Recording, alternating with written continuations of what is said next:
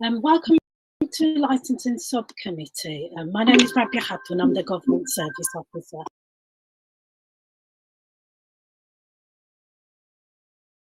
Can I just go through some of the protocol for remote hearings? Only speak when invited to by the chair. If you wish to speak, please raise your hand and direct all communication via the chair. Will everyone please ensure that their mics are muted when they are not speaking, apart from the chair, who does not need to mute their mic at any stage. If you're having any technical difficulties, please use the chat function in Google Meet to alert the meeting. Please do not use the chat function for putting formal questions to the subcommittee. Any persistent disruptive behaviour will result in removal from the meeting. Applicants and all other parties will be asked to leave the proceedings after the item has concluded. Please do so promptly so that councillors will have the opportunity to deliberate and make a decision on each application they have heard.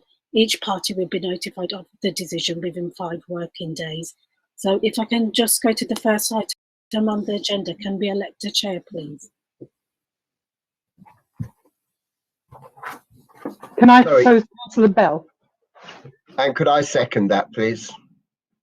Thank you very much, colleagues. I hope everyone can hear me. So we have no apologies for absence for today. In terms of declarations of interest, I believe, Councillor Snell, you want to make a declaration. In relation to the third item on the agenda, I thought it only right to say that I was the founder chair of the London Fields Users Group about 30 years ago, but haven't always agreed with them since. And that I also know of Cafe Route because its original cafe is based in Dalston. I think this knowledge of both parties should ensure that I am fair-minded and treat both equally, but I thought I should declare it. Thank you. Councillor Root, any declarations of interest? No. In that case, for the benefit of all the parties present, welcome again to the hearing. As you know, I'm Councillor Brian Bell. Sitting with me this afternoon, Councillor Peter Snell and Councillor Penny Root.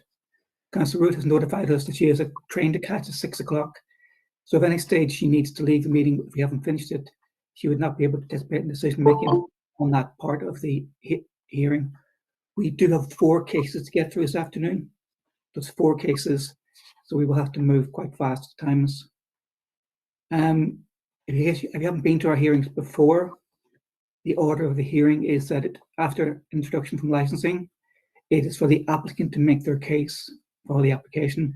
They have up to 5 minutes to make the case. Then any responsible authorities, if we had any, would make their case. And then any other persons objecting have 5 minutes combined to make the case. So it's 5 minutes combined. So please do not repeat things other people have said, and please be brief and to the point at all times. At all 3 of those stages, only the 3 of us can ask questions. And we get to discussion stage, it would be possible for parties to make suggestions, possibly amendments or conditions through the chair, and we'll seek to sort of come to some compromise if we can in respect of the application before us this afternoon. I think that's everything. Amanda Knox is our legal advisor, be with us throughout, and Rabia, who we've already met, is our committee officer for today. And I'll be introducing other parties as we go through each of the hearings. We've had some late information submitted in respect of some of them, and we've quite a lot of late information in respect of the final item, which has been added to the agenda, which is the temporary event notice for 8 Stoke Newington Road. So we will get to that as soon as we can, but probably not for a couple of hours in practice. And finally, sorry, in terms of the hearing procedure, I'll ask everyone to sum up at the end of the discussion at each phase. So please think about what your concluding remarks will be. They should be short, again, to the point, and not introduce any new issues. We had 2 sets of minutes from previous meetings, and they both need amendment slightly. On 24th of June set, it should read Councillor Peter Snell is present rather than Councillor Gilbert Smith. And the 11th of May set, please note that an additional copy was put on the website today, which has the full decision in it. With that, tend to move to the first application today, which is for 155 Stoke Newington High Street. So, Suba, would you please introduce the item? Thank you, Chair. Licensing Service are in receipt of an application for a premises license under Section 17 of the Licensing Act 2003 for 155 Stoke Newington High Street for recorded music, late night refreshment, and to authorize the supply of alcohol for on and off sales. Representation remains from the other persons. I have nothing else to add. Thank you, Chair. Thank you very much. Mr. Fico, it's over to you to make the case for 5 minutes. Fantastic. Thank you very much, Chair. So first of all, I just want to make sure that Atlas Grant is a community-based cafe. So we are a group of people who have worked in hospitality for about 15 years, and we want to create a safe space for LGBTQIA people and also for all other local communities. So the bar is very much set to be selling mainly coffee, and as well within the evenings, regulated entertainment with a focus on natural wine and fine cocktails. So we are not going very deep into late night. We want to be shut quite early. This is why we have amended the opening hours after response with the police. As for the 4 licensing objectives, so first of all, we are obviously very careful with the prevention of crime disorder. The staff are trained to explicitly restrict sale of alcohol to any patrons who are intoxicated. If an intoxicated patron attempts to buy alcohol, they will be offered an alternative. The sale of alcohol will cease 30 minutes before closing, and also the search and disposal policies are in place. Smoking will be prohibited at the front of the venue, apart from after 10 o'clock, where the outside garden area is ceased and it needs to be closed. As for the prevention of public nuisance, so obviously the nighttime quiet period is between 11 p.m. and 7 a.m., which we very much respect. We want to close the outside area from 10 p.m. Every night to make sure that local residents can enjoy at the nighttime quiet period. As mentioned previously, smoking is prohibited at the front of the premises and will be only allowed in the back garden until 10 p.m. There's going to be no alcohol consumption in the outside area, and also no music will be played in there either. The all doors and windows will be also shut down from 10 p.m. onwards to prevent any noise emanating from the premises. As for the protection of children from harm, we do restrict access of under 18s from 8 p.m. onwards. And as I mentioned before, we also have the outside area closed so we can prevent any sort of disturbance to families that live in the area. The staff is also being trained on Challenge 25 policy, and during special events, all customers will be subjected to an ID check when entering the premises. As for the promotion of public safety, there's a search policy designed to prevent any harm to our patrons, as well as local residents. There's also dispersal policy in place that is designed to ensure safe dispersal of patrons. Staff are also obviously trained on regular checks outside the premises to not only collect any potentially harmful objects, but also to advise people to not to loiter in the area.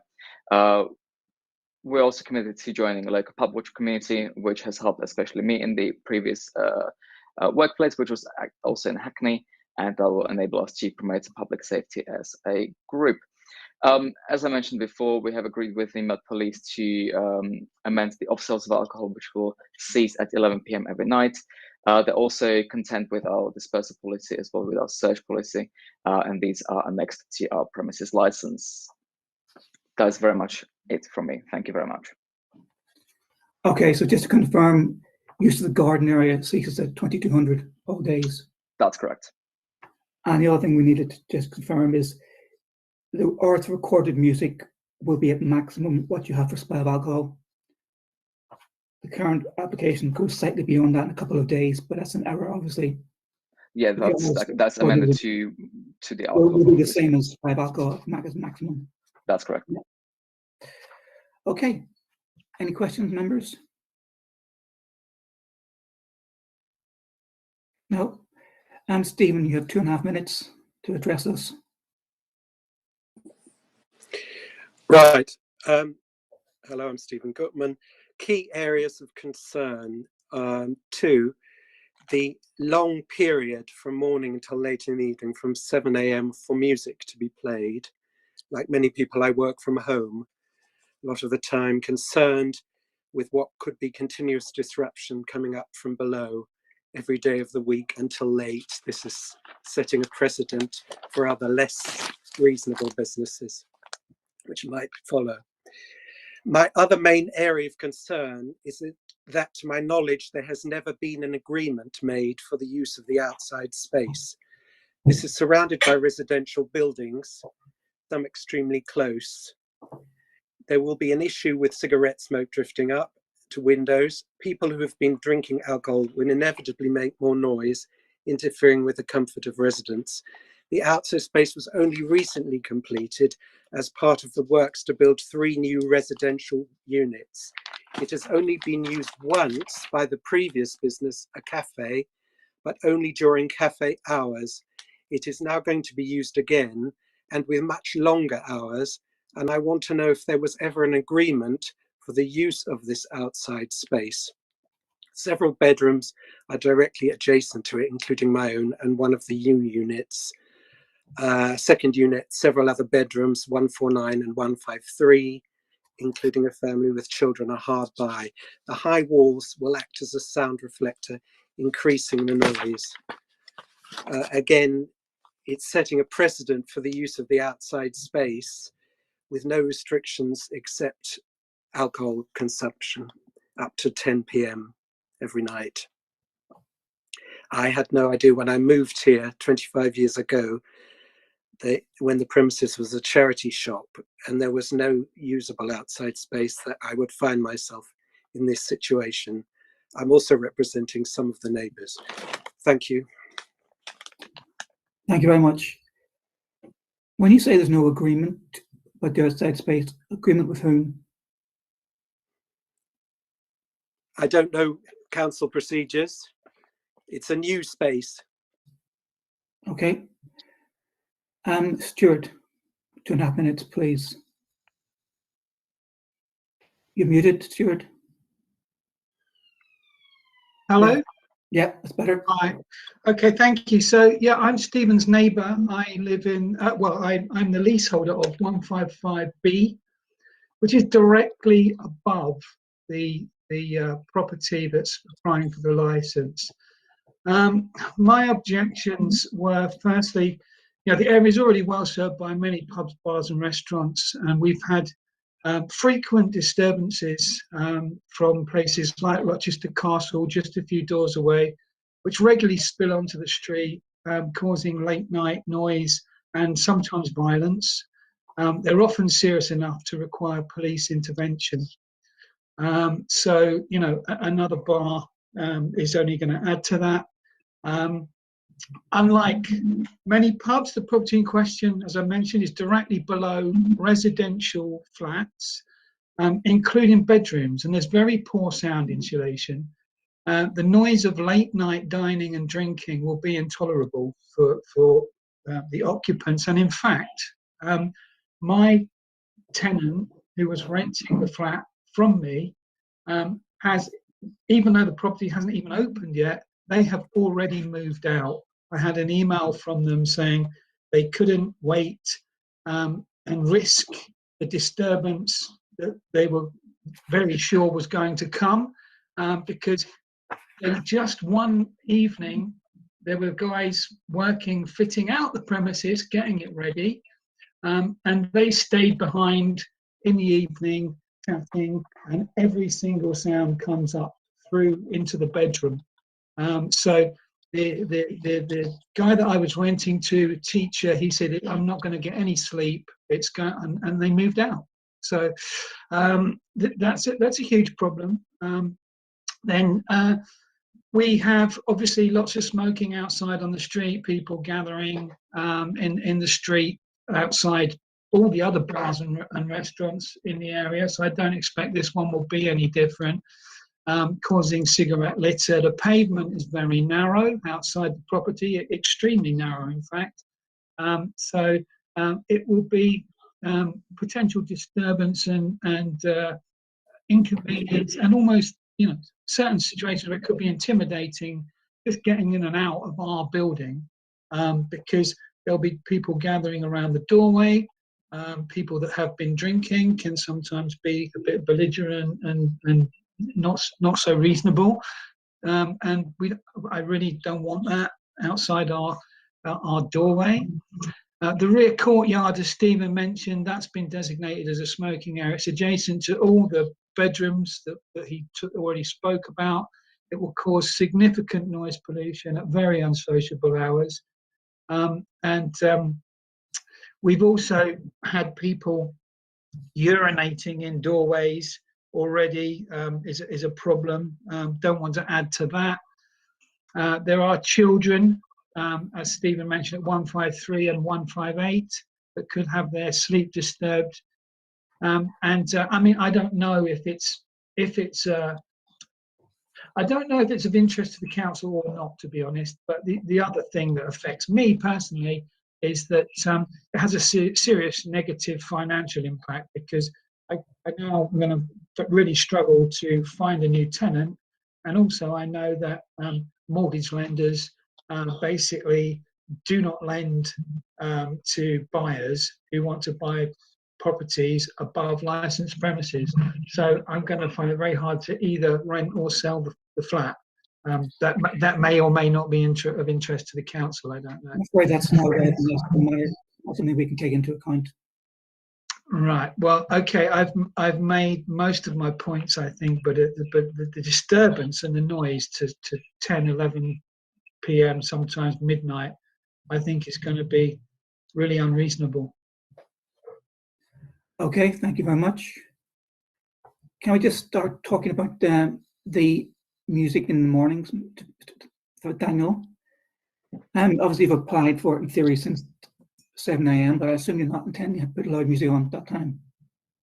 So certainly, the music is not going to be on probably from 7 a.m. This is purely for if the staff wish to play some music while they're setting up.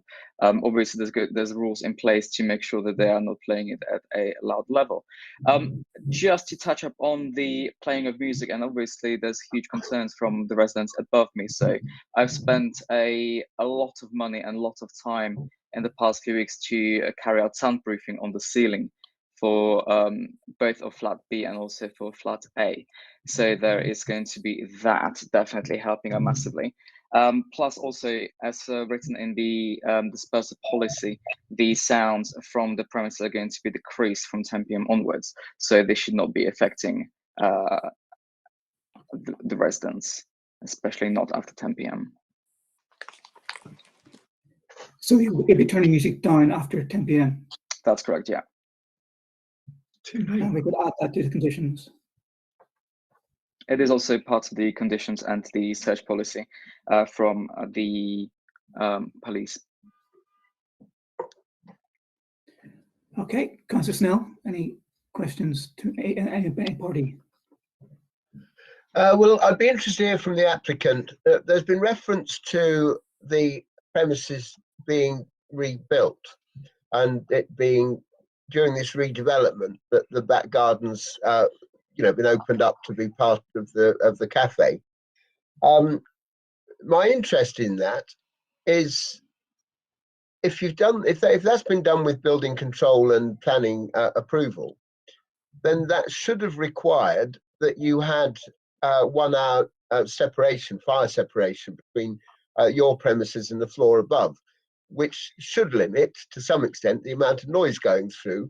I'm quite interested also then to hear, I've got a second question, but I'll just go into this first if I can, to hear what additional work you've done. Sorry, I was once an environmental health officer, so I'm very rusty, but I have some interest in exactly what you've done. Okay, thank you very much, Councillor. I'm not quite sure if I understand the second question. See if you could just rephrase that later on. Yeah, well, the question was exactly what have you done? You said you'd done noise transmission minimization to your premises so it didn't upset the people in the flats above. Can you just say what you've done exactly? Certainly. So we have decreased the ceiling. We have added an additional layer of soundproofing material, which is directly designed as a soundproofing panel board, which was then covered with another plasterboard. So this is an additional about 10 centimeters being taken from the ceiling, which is designed just for soundproofing. And that should ideally be a floating ceiling, so it doesn't have any direct contact, yes? That's correct. That's correct. And so, as I say, something should have been done under building regs if the redevelopment was done properly anyway. The other thing I'm interested in is if I look at the conditions on this, I see what you say in the dispersal policy. I see that it says the playing of live or recorded music in the garden or outside seating areas is not permitted. Would you be averse to beefing up that sound condition to basically ensure that, I mean, you've got a duty in law anyway not to cause a nuisance to the people above. Would you have an objection if we tried to toughen up that condition? Because it sounds like you've done most of the work already. What do you have in mind, sir? Well, we have a standard clause. Can you help us, Amanda? The standard clause that says, I think not to cause a nuisance in the premises, in adjacent premises, basically. Yeah, we could put an informative, or did you actually want a condition, Councillor Snell? What would you advise? I think that's for members to decide whether or not they want to have a condition or an informative. I don't know whether or not it's worth, if there's been any discussion, or I suppose there hasn't been discussion yet about whether or not neighbours have the contact details to complain if there's any issues, or whether or not they need to have meetings with the residents quarterly, maybe to review the concerns, if that's appropriate. As a general rule, if the applicant was happy to have a condition stipulating that it should not cause nuisance in adjoining premises above or around, I would prefer it as a condition because it doesn't get lost that way. But I mean, I wouldn't, as I say, it's with the agreement of the applicant, really. Yes, okay, as long as the applicant agrees to that, then that should be fine. Right. I feel like I don't really have much of a choice in this matter, so I think I will need to agree with the condition. And can I just get a feel for exactly the bar you mentioned? Mm-hmm. I mean, there's no downstairs space, is there? So what exactly is this, or it's otherwise allocated? What is your concept of the type of music that you're going to have at the premises? It's not going to be very loud, that's first of all. This isn't supposed to be as a background music for people who want to come in and sit down with their friends and families and have a catch up. So I've been mentioned about pubs in the area. Well, unfortunately, I am not a pub, we're a bar. And we're supposed to be, we're not really supposed to be, we are a fine bar. The prices reflect that. So I don't think people who go to pubs will be coming to my venue in the first place. So that eliminates the rowdy behavior. This is mainly for families, friends, people who want to enjoy a nice wine in the evening. This isn't for people to come for, if I may be rude, for a piss up, if that makes sense. We specialize in organic wines and also in all cocktails which are non-alcoholic, as well as very much nicer organic varieties of spirits.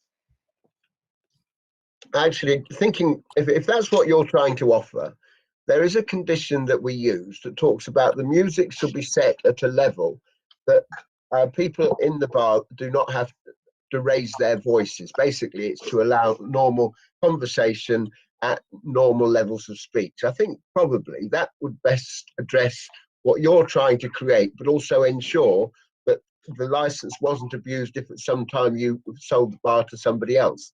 So I think that would be my preferred condition, and I'd quite like to put that in because it doesn't sound as if it's going to do your business any harm, basically. I agree. Okay, so that's possibly two conditions. A general No, one. I'm going for the second one, really. Well, I'm saying it might be two.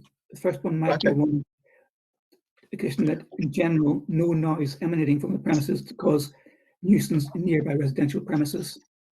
And the second one would be about music to be at a level that allows a face-to-face conversation to take place. Daniel, can I check? Are you find those both acceptable? I do. Thank you. Very helpful. Councillor Root, any questions or points? I've got a question really about how much the first of those conditions might apply to the garden area, because I don't really know how you could control the voice noise and what have you from the garden area. And correct me if I'm wrong, but the garden area is due to be open until 10 o'clock every night of the week, including weekdays. That's correct. I mean, that's quite unusual for a residential area, it seems to me. It's not unusual for us to have gardens used up until, say, 8 or 9 o'clock in the evening in a residential area during weekdays, in particular when we've heard mentioned that there are children around who have to get up and go to school, etc., etc. I just wonder if you might be amenable to adjusting the outside areas in the garden, the outside hours for the garden use, so that there's a distinction between weeknights and weekends. So basically, you're trying to say on regular nights, weekdays, for it to close at 9 p.m. and then Friday, Saturdays at 10 p.m. Am I right? Something like that, yeah. I'm open to that. Okay. I wonder if that might appease some of Mr. O'Brien and Mr. Gutman's concerns about the garden area. My only issue with that will be one of my conditions, which has already been raised by the environmental health officer, is after the use of the garden ceases at 10 p.m. That's when I will be allowed to have 2 smokers at the front of the premises. Obviously, given that a cigarette bin is being fitted to the wall, so then that will mean that we need to revisit that condition and amend it to be from 9 p.m. instead. Okay, I understand. But that point is about surely it's about people outside the front. Correct. Yeah. But So basically, after these. Sorry, I was just going to clarify. I think what you're saying is that before the garden closes, you're expecting smokers to be in the garden. After the garden closes, then they can go out to the front. And there's a limit of 2 people at the front. Yes. So that's an amendment that we would have to make as well to reduce that from 10 till 9 o'clock. I don't see a big problem with that. Do you, Councillor Snell or Councillor Bell? No, sounds sensible to me. Sounds very fair. Perfect. Our policy says 10 p.m. every night, does not reduce that during the week. So LP6 and external areas does allow to 10 p.m.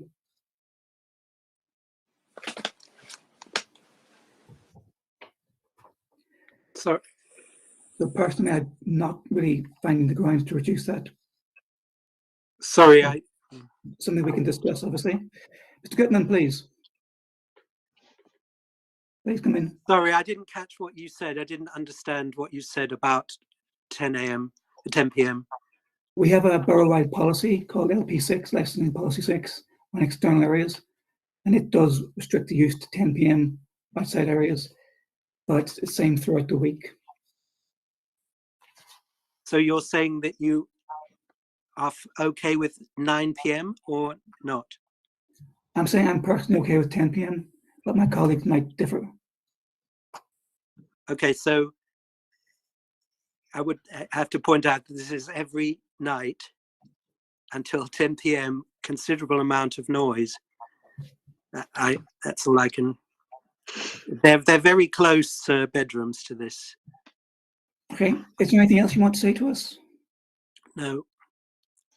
I mean, I know that one of the councillors mentioned 8 p.m, so I just point that out. Thank you. Okay, Mr. O'Brien, do you want to make any representations to us? Well, you know my thoughts. I agree with Stephen. The garden is surrounded by bedrooms, and I think that 10 p.m. is way too late to be having people outside creating that level of noise. Okay, Councillor Snell.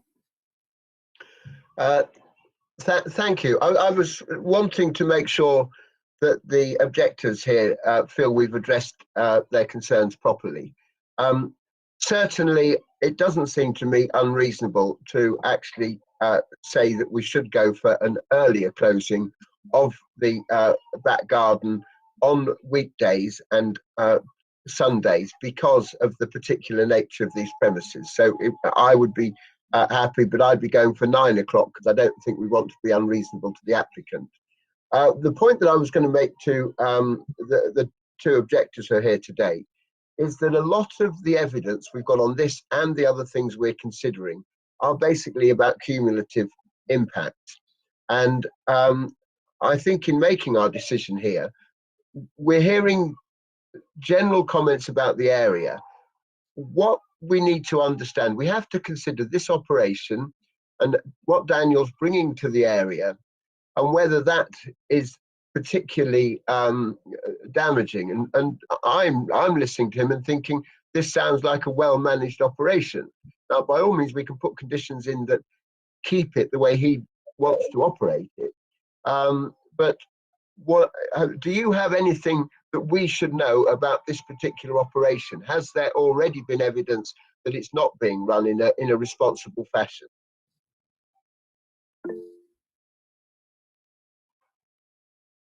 Stephen, please go ahead. So I think this business is, people are very reasonable. What I don't understand is that this will set a precedent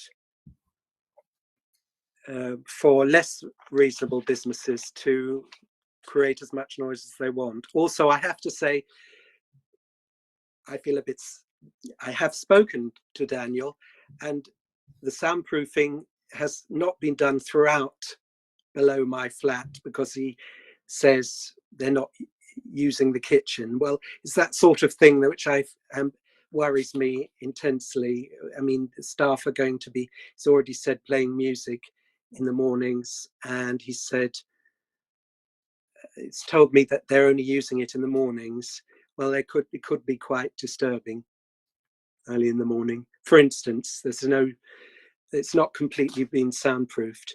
But other than that, I can see this as a reasonable business. What I don't understand is that this will set a precedent for less reasonable people. That I don't know how these things work, in fact.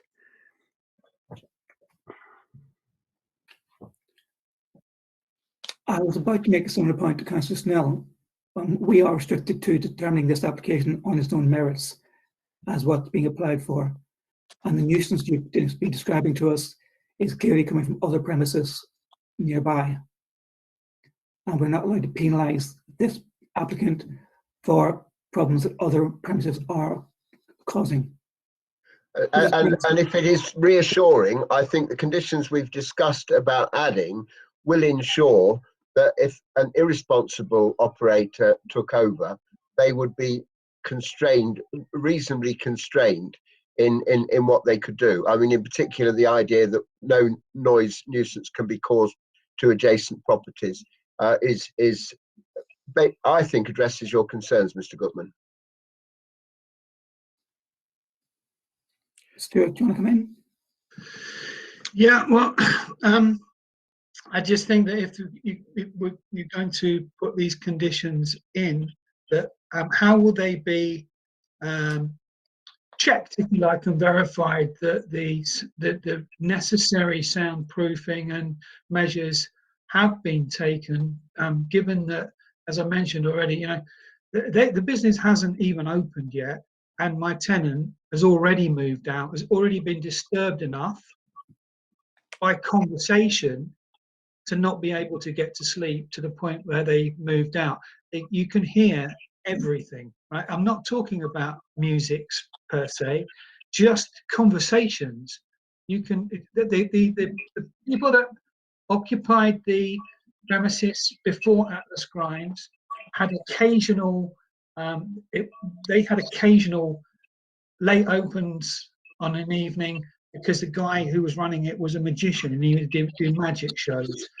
We had to go down there and ask him to quiet down every single time because you can hear absolutely everything underneath the bedroom. So, okay, so what we're talking about is a condition that would require them to stop any noise emanating from the premises, causing nuisance in nearby residential premises.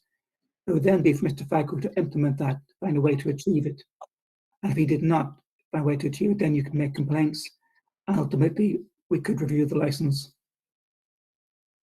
I also wanted. So, is this a change of use? Because I bought the flat 32 years ago, and it's never been a licensed premises. It's not what we call a change of use. Change of use is a planning term. In that sense, it isn't, no.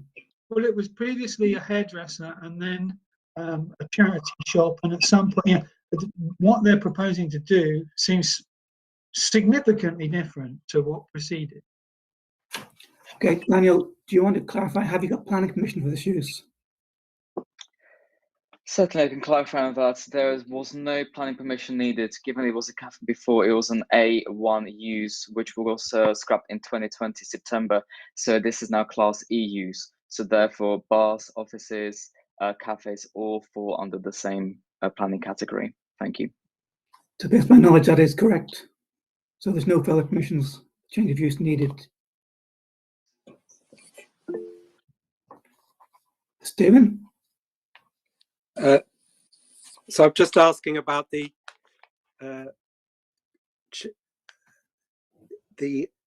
I think 2020 was mentioned. Was the outside space included in the planning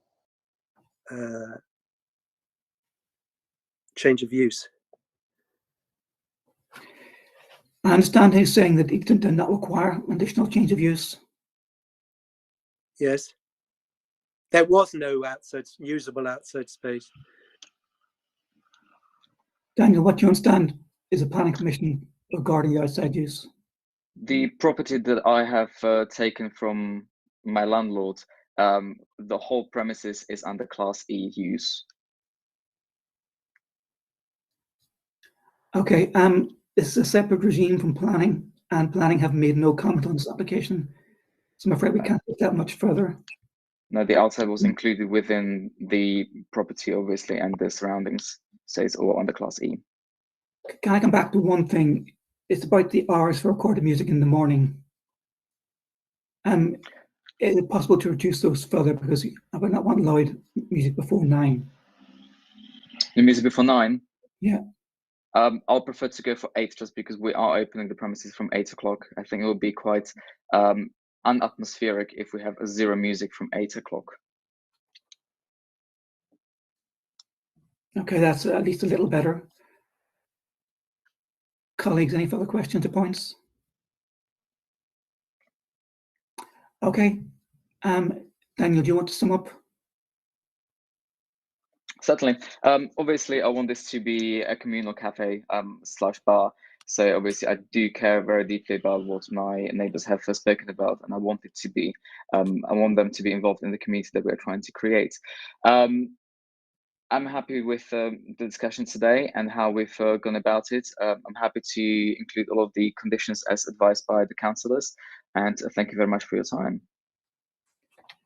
Did I understand correctly earlier, within your dispersal policy, is there a reference to turning down the music as people move towards leaving? That is correct, yes. So we could mention that in the text of the condition. Certainly. Councillor, I can read it out to you. New patrons will not be allowed to enter the premises 45 minutes prior to closing. The duty manager will issue a soft closure 30 minutes before closing. The music will be turned down, the lights will be turned up. That's, I think, what's being referred to. So that is in what the papers we were presented with. Thank you very much. That's very helpful. Stephen, do you have any closing remarks?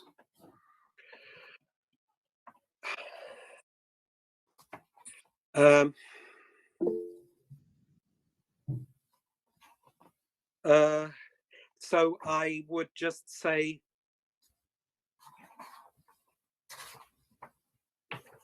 the 8 a.m. to 11 p.m. does seem a lot. Every day does seem a long time to me. And then the outside noise as well. Okay, thank you. Stuart?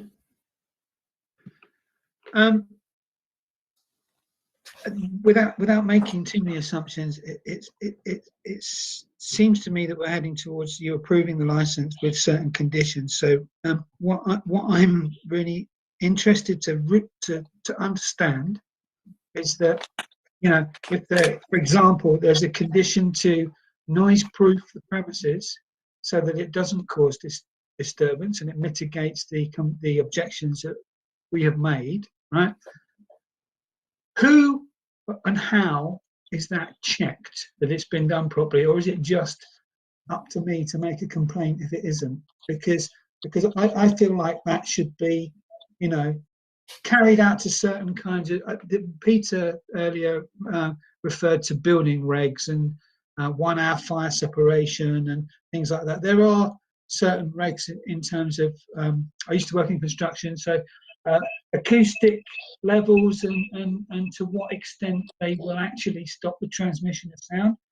You know, I don't think putting up a roll of fiberglass and hoping for the best is the way forward here. I think it's got to be done to a really solid standard that will actually solve the issue. So I'm interested to know how that will be verified and enforced.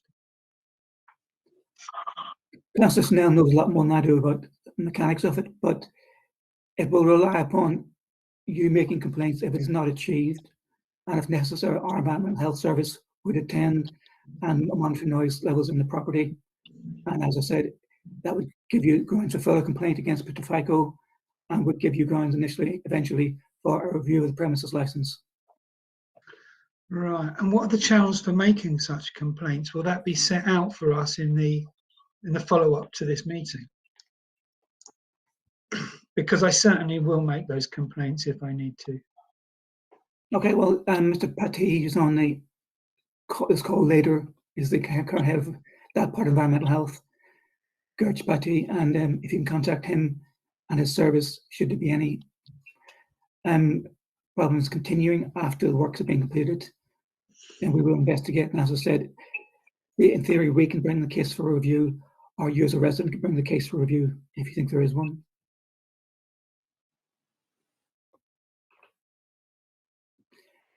Do you have anything else you want to say? Well, just that I'm very unhappy, but I think you know that already. Yeah, and to repeat again, we cannot take into consideration the property issues you raised with us.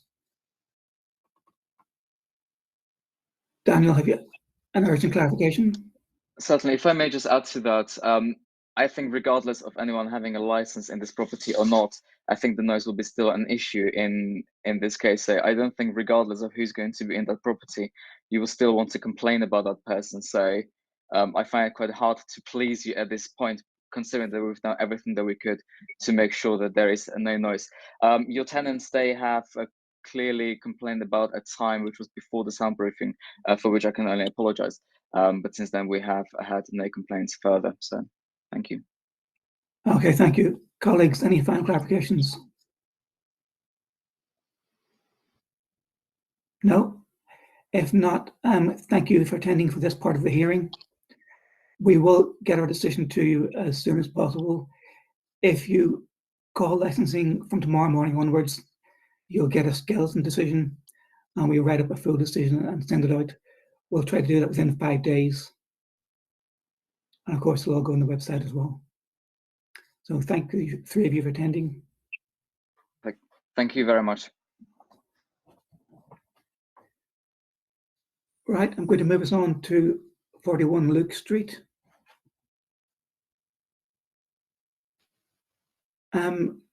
I have Leo. Can I call you Leo? Otherwise, I'm going to mangle your surname. Yes. No, that's fine. Thank you. More often than I want to. Bertrand is on the call. Yeah, you're both for the applicant. Yes, they are. I've got Bertrand Leonardo with me, but he won't necessarily need to speak unless you require some clarification that I can't give you. And everyone else whom I can see is for the next item, Cafe Route. And all members of the public who registered objection to this one are not in attendance. That's correct, isn't it?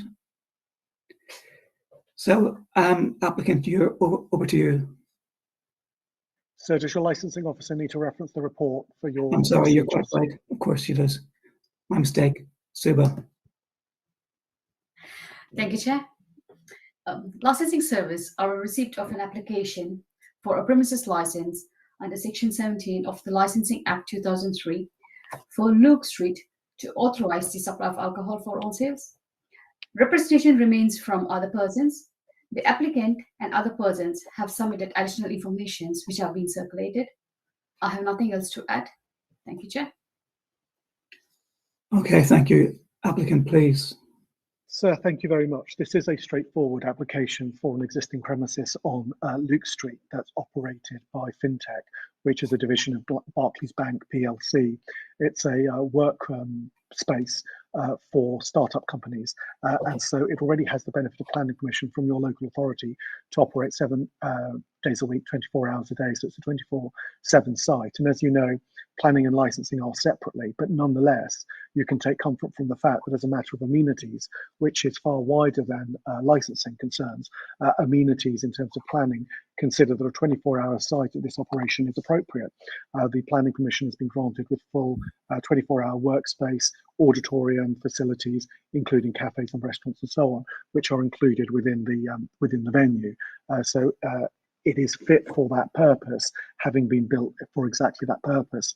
You'll have seen that ISS UK Limited have taken over the management of this premises from the 1st of July 2021. So they can't really speak to anything that was occurring beforehand. But my designated premises supervisor that's proposed, who is on line with me, Mr. Leonarfa, has been the DPS and continues to be the DPS for Barclays HQ at Canary Wharf. He was also the DPS for their sort of key Mayfair offices, which have now been closed as a result of COVID. So he's a very experienced operator, having been working for the Barclays group of companies since 2012 as their DPS and as their marketplace food and drink person, point man on this. In terms of this application, you'll also see that we've read the representations made by the local residents and we've amended our operating schedule and our proposal. We have no off sales from this premises, and we've moved our hours of operation from 9 a.m. until 23:30 on Monday to Thursday, and then on Friday and Saturday from 9 a.m. until 2100 hours. And we propose no operations on the Sunday, though nonetheless the site is open. We've been in full negotiations and discussions, both pre and post application, with your responsible authorities, and you've seen that your environmental health department and your police have both agreed to the conditions that you have in the operating schedules, and they've withdrawn their conditions. I don't think I need to remind this experienced committee that your responsible authorities are, of course, the experts in this matter, and they are the ones that can give us the best advice in respect of the impacts within their considerations. In terms of the resident concerns, I say they've all been answered, though you, sir, and your colleagues will be well aware that general representations that are not about directly connected to the premises are to be given lesser weight. And in any event, when you pause to consider, firstly, that all our events are pre-booked, they're linked to our seminars. Even though we have a 600 capacity, our general peak is around 3 o'clock on a weekday. At 3 o'clock, we're around 300, and then they're slowly dispersing by about 4, 5, or 6, except for those companies that require 24 access because of their international presence. All alcohol, which tends to be limited to beers and wines, occasionally cocktails, but predominantly beers and wines, are pre-ordered. So before there's an event, we know the maximum capacity of people, we know the maximum order of people. They all have food available with that. And once it runs out, that's it, the event is over. There's no such thing as a party at these venues. They're all about networking events. And it's for a particular type of clientele. For example, my DPS has to deal with the fact that there are no plastics, no cling film, the food has to be vegetarian. All food is served in pods because the client base is concerned about wastage and environmental impacts. They're not the type of clients that are here to do anything other than network, then leave and go home. So I'm not able to comment on what happens in the surrounding area. Essentially, this is about providing a premises that caters to the needs of working in a new way, particularly as more and more firms are not having their own dedicated offices. These kind of offices that are supplied by Bankley's in association with our fintech company are going to be quite key in providing people essentially a home away from home, so that they can work, that they can network, and have a full range of facilities to support them in that. So given that there are no direct concerns raised, I say that very generously to the, and respectfully indeed, to the local residents, because their concerns are so general. I don't propose to go any further, save that we've reduced the hours, we've controlled who comes and goes and how they are to be looked after by the nature of our operation, and so their concerns are directly met. So unless I can assist you and your colleagues any further, both myself and the GPS are available to answer any questions that you might have, but otherwise I commend this application to you and urge you and your colleagues to grant it in the terms amended with the conditions as agreed with your responsible authorities. Thank you very much. Okay, thank you. The smoking condition seems quite complex, but I'm guessing that's because of the nature of the premises. Partly, I suspect your environmental health services were trying to be, and are indeed being helpful. So obviously we can have smoking on the balconies and then to the area to the right of the Luke Street entrance. And what they've said in the condition is that they want 5 from those associated with licensable activities and only 10 from other. Now, as it's quite clear, this is an experienced committee, and as you know, for us to put conditions on activities not linked to licensable activities at all is somewhat a grey area. And so to try and regulate people that are not associated with the licensable activity, if you were asking me for advice, I'd say it's quite wrong, but I understand the spirit of what it's doing. It's asking for a condition in terms of the general use of the premises. We've accepted that and we recognise what it means. What we can confirm is that no one's allowed to take drinks outside. They won't be taking drinks outside. Our general sort of management and door supervision is able to monitor that area. The aim, of course, is to keep it under 5 people after 10 p.m. in any event. And insofar as we're having events, the idea is to keep it under 5 during those specific licensable event, and the rest of the time, generally speaking, after 10. But I suspect it's the compromise that environmental health and police were trying to find between the residents and the operation and the planning and licensing uses of this site. Yes. Councillor Snell, any questions, points? Well, thank you. I was wondering what RISE was, and you've given a very full description, which is helpful. I'm looking at the map of the premises. What's downstairs? Is that some sort of a screen, a mini cinema? Sorry, downstairs or upstairs? Lower ground floor. Yeah, is that some sort of mini cinema for presentations? What am I looking at? Exactly that. That's an auditorium and seminar space that is used in that way. Just double check. Okay. Yes, that's absolutely right. And obviously, I can understand why you would want a license for such premises. I think I'm fine with what's been presented, Councillor Bell. Okay, Councillor Wright.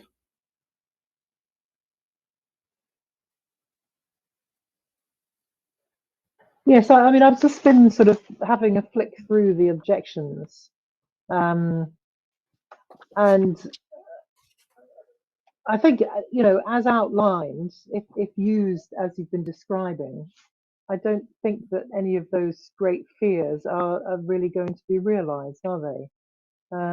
That's certainly the impression I get from what you've described and what they're fearful of. So I don't see any huge problems here, personally. Well, and it can't be used in any other way. The license has been restricted. The building is designed for exactly this use. It's not like we're going to be able to sell it for anything else. So that fear of who comes next in the food chain and how it might be used is very sort of low on the agenda. So yes, I recommend that the concerns have been met, particularly with the amendments that were made by my instructing solicitors on instructions. Yeah, I mean that's to some extent my view. The objectors aren't here. We still have to take account of their objections, and in fact, you have responded by reducing the hours of operation, which I hope they appreciate. So, thank you. Okay, does anyone want any final clarifications? If not, then I think you can hear from the discussion that we're minded to approve it. We'll do that formally and inform you, as I said, a skeleton decision from tomorrow morning and the full decision hopefully within about 5 days. So thank you very much. I'm very grateful. Thank you. Have a good evening. Okay. Thank you very much. Thank you. Good evening. Bye-bye. Okay, so the parties I have down for the next hearing: Cafe Route 70 Broadway Market. Got Mehmet. Hi there. And I can see Rachel, Kevin, he still with us, yes, and Louise, and other persons. So, Suba, do you want to introduce the case, please? Thank you, Chair. Licensing service are the receipt of an application for a premises license under Section 17 of the Licensing Act 2003 for the Cafe 70 Broadway Market for regulated entertainment, late night refreshment, and to authorize the supply of alcohol for on and off sales. Police have withdrawn their representation based on agreed condition as set out in the report. The applicant and other persons have submitted additional information which have been circulated. So the representation still remains from the other person. I have nothing else to add. Thank you, Chair. Thank you. Mehmet, you have up to 5 minutes to make the case for the application. Hi there, Chair. Yes, I'm the co-founder of Cafe Route in Dalston Junction. We've been running for over 8 years. We are a family business, which Peter has suggested that he's seen us there. We've been very involved with the locals, with the community, and with the council, with any sort of events that was hosting in Dalston Junction. We've always taken part and supported the locals.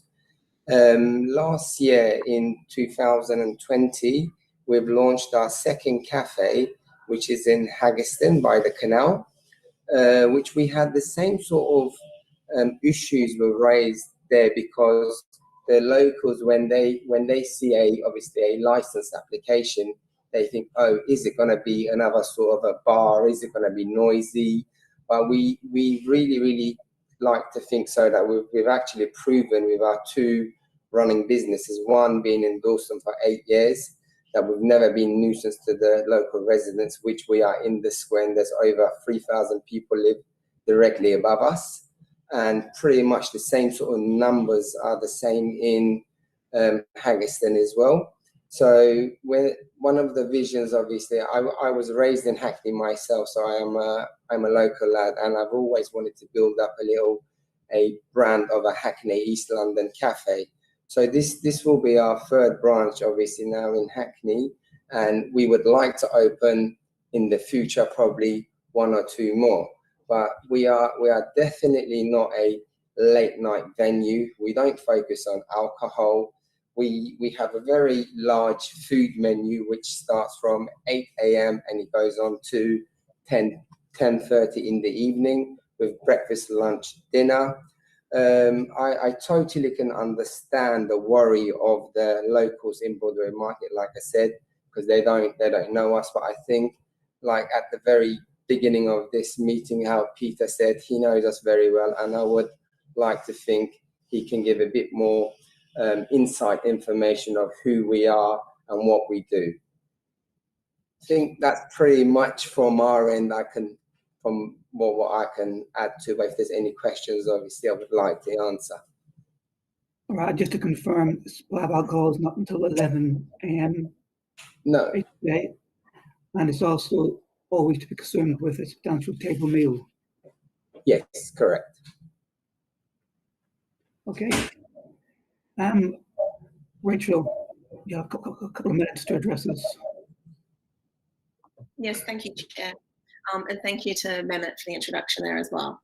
So I'm speaking on behalf of the families in the Derrickett Street and Broadway Market area. Whilst we're a small block, we have 15 children under the age of 18. I'm mindful and have listened to the Chair and the Councillor's points today in relation to hearing specifically this licence application. We're not hearing in relation to any cumulative effect, nor are we hearing into relation to any creation of a saturation point at the base of Broadway Market and Derrickett Street. So my focus is on the learnings from our recent experiences, which the councillors will be aware of, in our dealings with asocial behaviour and noise team. That being said, we do have some concerns about the licensing. I'm pleased to hear Mehmet describe the venue as a cafe and definitely not a late night venue. And I will kindly request that the license application is in line with that. The license application is with it, does not reflect that as a cafe, it does not offer a late night. Your sound is breaking up a bit. My sound's breaking up. Why? Is that a bit better? Yes, it's a bit better. Yeah, okay. Just ask if you need me to repeat anything. I've also seen the police comments, their proposed amendments. So a couple of quick points. One, as families on the neighbouring area on the street, we vehemently object to any takeaway alcohol licences and kindly ask the police recommendations to be adopted. Two, we also strongly support the police recommendations that it is not a drinking venue, but rather a cafe/restaurant that serves substantial meals and alcohol should only be served along with them. That leaves a third point that is not addressed in the police recommendations, and that is the notion of quiet enjoyment in a residential area. Two key issues here. One, outside seating. In a lot of the documents, there is no reference to outside seating, but since the venue was opened, we've seen an extensive array of outside seating across up to 3 retail premises. This seating has had up to 25 people that we have seen to date and has direct line of sight from both a noise as well as visual perspective into family residences on Derrickett Street.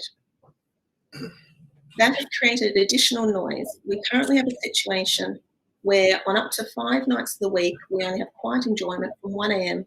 to 6 a.m., 5 hours, okay? So whilst on behalf of the families, I will not place an objection to outside seating during normal retail hours, i.e. up to 6 p.m, we do strongly object to outside seating at night time, even if substantial meals are being served. It is by far the longest stretch on the street. Secondly, we need to look at the congestion and noise that will be created for kicking out. Currently, the bottom of Derrickett Street is an idling point for mini cabs. And I'd argue that people visiting the premises at this price point will be the type of people that might be catching cabs home sometimes as well. So we have congestion and noise, and I look for some assurances around how they will handle at the end of the evening. But once again, I will kindly request that the police recommendations are adopted, and secondly, that the actual licence granted reflects the fact that, as Mehmet has described, this is a cafe, not an evening drinking venue. Thank you. So, which of the police recommendations do you think have not been addressed? The police doesn't discuss the points of quiet enjoyment, nor does it discuss really around sort of the outside seating. The focus is on the substantial meal aspect more and not being a drinking venue. But we fully support as families the police recommendations. Okay, thank you. Kevin, you've got the next. Thank you very much, Chair. I note Councillor Snell and Bell's comments that each case needs to be considered on its own merit, and on that basis it seems harsh and unfair that the applicants are referring to their other premises and saying how well they are as grounds that they are capable of running a premise in a very different setting. This premise should be taken in its own merits, not in comparison to their other projects. There are a number of problems with this application, not least points that Rachel's made around the cumulative impact, and while you must consider on its own merit, please note the following. A baker's, hitherto closed by 6 p.m, turned into a bar diner open till 11:30 with people on site until midnight at weekends. Premises that previously had no outside tables has now been gifted an additional 5 meters of street space by virtue of a pavement licence until 10:30 at night, providing drinking space for in excess of 30 people at a time. In the applications that the committee received and the licence application with the diagrams, no reference is made to any such outside licence. The diagram, the licence application stops at the street. It doesn't include outside seating. This was a new decision, which was apparently retrospectively granted in May by shopfronts, to our surprise and horror. This space has already been used for the consumption of alcohol. When challenged on this, licensing says it's an off sale, despite the fact that participants are sitting, drinking from open containers, from glasses, eating food and being served by staff. It's clearly not an off sale, it's on premises and it's not licensed for that use. However, neither shopfronts nor the licensing authority seem willing to take any action about this illicit use of the site. Whether it's licensing, planning or shopfronts who have driven this epidemic locally, local residents, the unhappy filling in an alcohol sandwich with the antisocial behaviour generated by this premise and the other premises, because both sides of the road now have street drinking taking place. Both the planning and the licence applications were sold to us, the local residents, and to the council on the basis of no outside space being taken up and certainly no applications for street drinking. This gives us, while we have to consider things on its own merit, some indication of how the applicants wish to proceed. They have already annexed not just their own shopfront area, but the shopfront area outside the pharmacy. This creates space for up to, based on the diagram, further 25 people sitting outside at least until 9 or 10 o'clock at night. While that's only 2 cigarette smokers, that's a further 23 drinkers. This includes people outside what is the pharmacy, and it's a clear and ironic comparison that there'll be smoking, drinking permitted outside the pharmacy up until 10, 11 o'clock at night. In terms of limitations and the police response, there's still no dispersal policy in place, and no dispersal policy is evident in the application.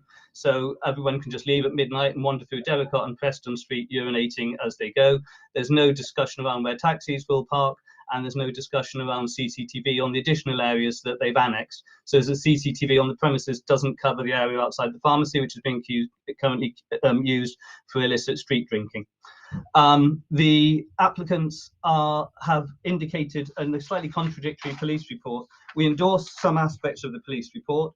We agree, and if the council is minded to grant a premises licence, which we fear you will, that it should only be served with a substantial meal to people seated. If you are minded to grant an alcohol licence, we would endorse that, and that condition 5 of the police is adhered to. We understand that condition 5 would therefore preclude takeaway sales, and therefore we would endorse, want a written statement that no takeaway sales are permitted, because it would be contrary to clause 5 of the licence.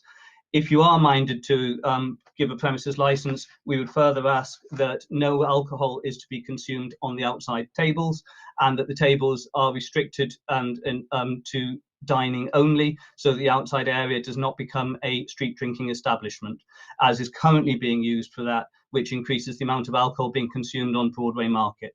So we would ask, firstly, a complete ban on alcohol sales, second, on takeaway alcohol sales, secondly, that the enforcement of the clause related to drink with meals only, and thirdly, that the tables be restricted only to this. I know this is a planning and shopfronts issue, not a licensing issue, but it needs to be addressed at some point, that the tables restricted to the area immediately outside route only, do not extend, because that sets up a really, really nasty, forgotten the word for it, but thingy, where it's going to create a situation where others, like off Broadway, will say, well, there's other shop fronts that we could extend outside of. So we'd like to see that addressed as well. I apologise for overrunning, and thank you for your time, councillors. Okay, thank you very much. Louise. Hi, thank you, everybody. I really don't have much to add, and can only endorse absolutely everything that Rachel and Kevin has said. The only extra that I can and completely support the recommendations by the police, especially clause 5, and the meals only aspect, and an alcohol ban other than inside the premises. And we are, again, from a resident's point of view, extremely concerned about the tables and the expansion and the impact that that will have on other businesses applying for this, and the precedents that it would set. One of the biggest problems that we have is that we are now in a saturation zone. This is now actively being looked at and investigated by the council itself, and this has been confirmed by Jerry McCarthy, and also has been under the recommendations of Meg Hillier and being followed up by Councillor Bramble, who I'm sure will actually let you know if you need to get further update from that. I also chair London Field's Safer Neighbourhood panel, and the consistent complaints that are brought to me from residents on advice, guidance, etc., from noise, nuisance, antisocial behaviour, taxis all night, urination, defecation from the volume of people, and the fact that that particular area is now saturated by bars and that have been selling off sales, that has really seriously impacted on the number of people in and around the street. This has negatively impacted on the quality of life of families. There is drunken behaviour quite often from 2, 3 in the afternoon on a hot day, where children are actually coming home from school, not just into Derriacott Street or down to London Fields or Croston Street, but also right through Broadway Market from the school that is virtually next door. I could go on, but I don't feel that I need to, given everything that Rachel and Kevin has said, but I am bringing the voice of a large number of residents who live directly here, who are very worried that we are constantly being bombarded with licenses in an area that really is predominantly residential and is slowly becoming nighttime economy.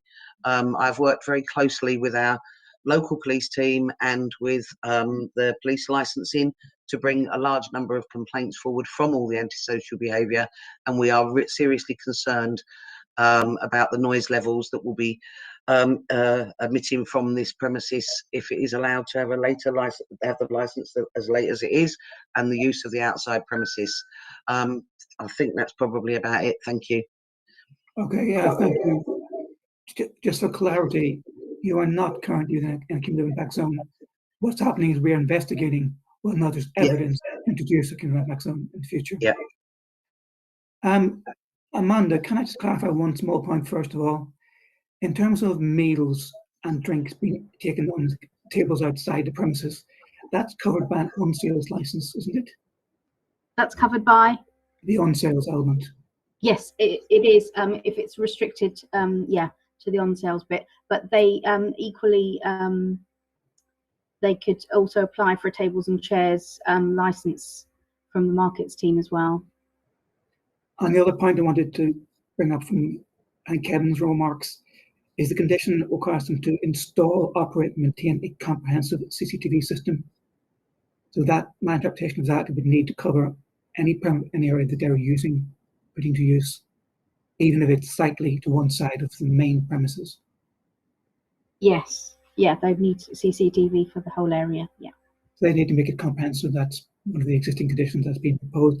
And everyone's in agreement that the substantial need condition is going in the license. That's been accepted by the applicant and is in there whatever else happens. Councillor Snell, do you have questions or points? I am looking forward to the applicants talking us through what's going on. But I just want to clarify the objectives, because what I don't understand is we had a series of recommendations from the police, and they've all been included in the conditions that are before us.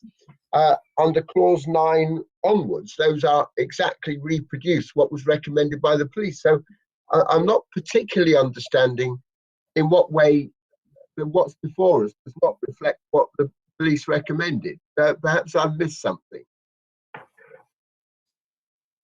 Rachel, do you want to comment? Yes, certainly. So, Councillor Snell, the police address various aspects. Two things they don't address in their recommendation, clearly we would like, is one, this element of outside space and outside tables, in part because the applicant's original submission did not include that. They've gone separately to the markets team to get an outside, the right to use the outside space, but that has not been addressed from a licensing impact. However, we have seen alcohol being served out there to date. The second is around quiet enjoyment. The police didn't go into detail around the quiet enjoyment, as Kevin mentioned, the dispersal aspect. And for local residents, particularly families with unrestricted young children, we are experiencing sleep disturbances, which are starting to manifest in behavioural issues. So whilst this applicant can't be penalised because of the behaviour of others, we are mindful of the impact that late night drinking and serving of alcohol, even with a substantial meal, has if there is a general kicking out at a particular hour, and then idling taxis with music and beeping noises. So that's what we're looking at, and that is impacting us not just Friday, Saturday night, it's impacting us 5 nights a week currently. Yeah, so they're the 2 elements that from a family and resident perspective of quiet enjoyment, I strongly would like us to be looking at. And as Mehmet said, it's a cafe, so let's license it as a cafe. Yeah, use his own words. That's all I'd ask for, is to license as per what the applicant is saying the usage will be, as opposed to an extended license that covers any potential scenario under the sun that would be potentially permitted at any stage at that venue. Let's license as per usage, not license as per not the intended usage. But this isn't an extended license, it is a very restricted license by virtue of having this substantial meal condition. We're also talking about live music and other aspects, but they talk about themselves as a cafe. So let's kindly request that we license as a cafe. Sorry, Kevin, I saw you raised your hand. I'll call people. Thank you, Rachel. Can we just go to the applicant then? In terms of off sales, what are you intending? In terms of off sales, hi, I'm Mehmet too, by the way. We're both brother-in-laws, and yeah, we're both Mehmet. We're both Mehmets. Mehmet and Mehmet, yeah. In terms of off sale, I mean, what we have, when we were given an example of what we're doing in Dalston and Haggerston already, the idea of the reason of explaining that is basically that's our reference, and it's the same brand, same name. So we're basically, what we're trying to do is we're trying to keep it following through, so it's the same experience. If anybody's ever been to our Dalston branch, you've got the same floor tiling, the same decor, the same ambience, and exactly the same menu offering as well. We have no intention to do any sort of live music. The music we mentioned on our application was purely for background music that we play throughout in our cafe throughout the day, but it's very, very dim. You can barely hear it even when you're having a conversation inside.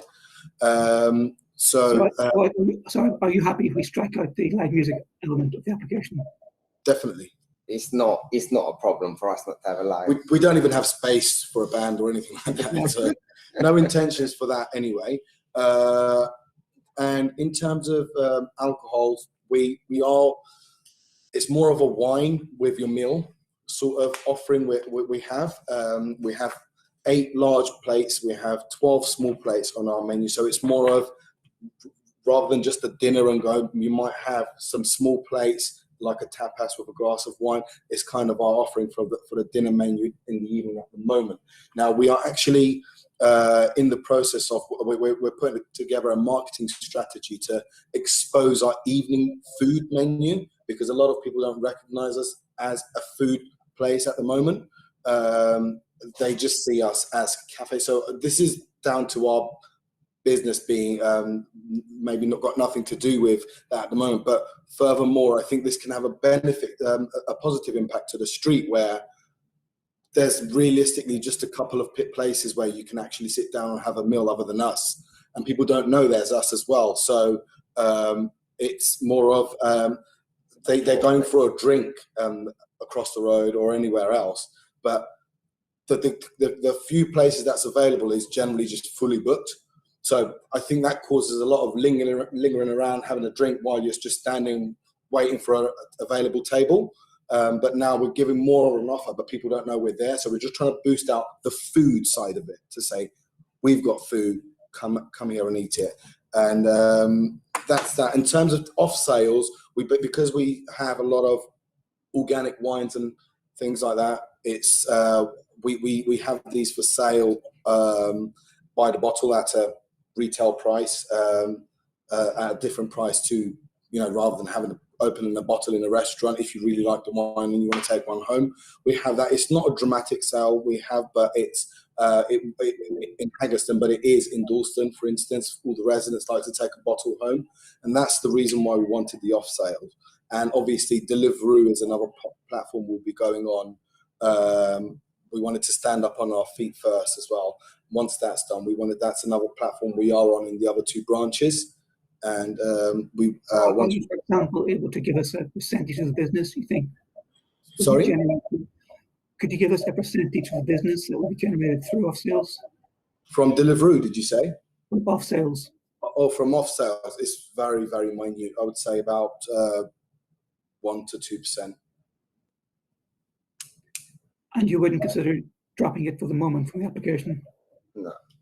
Well, again, it is for the Deliveroo aspect of things, not really. And in terms of image as well, if you walk into our cafe, we've got the whole wine displayed there, and we would like to have the option of people, I really like, this is my favorite wine and I can't find it anywhere else, I'd like to take this home if that's possible, is the sort of aspect we have, the reason why we want to keep it.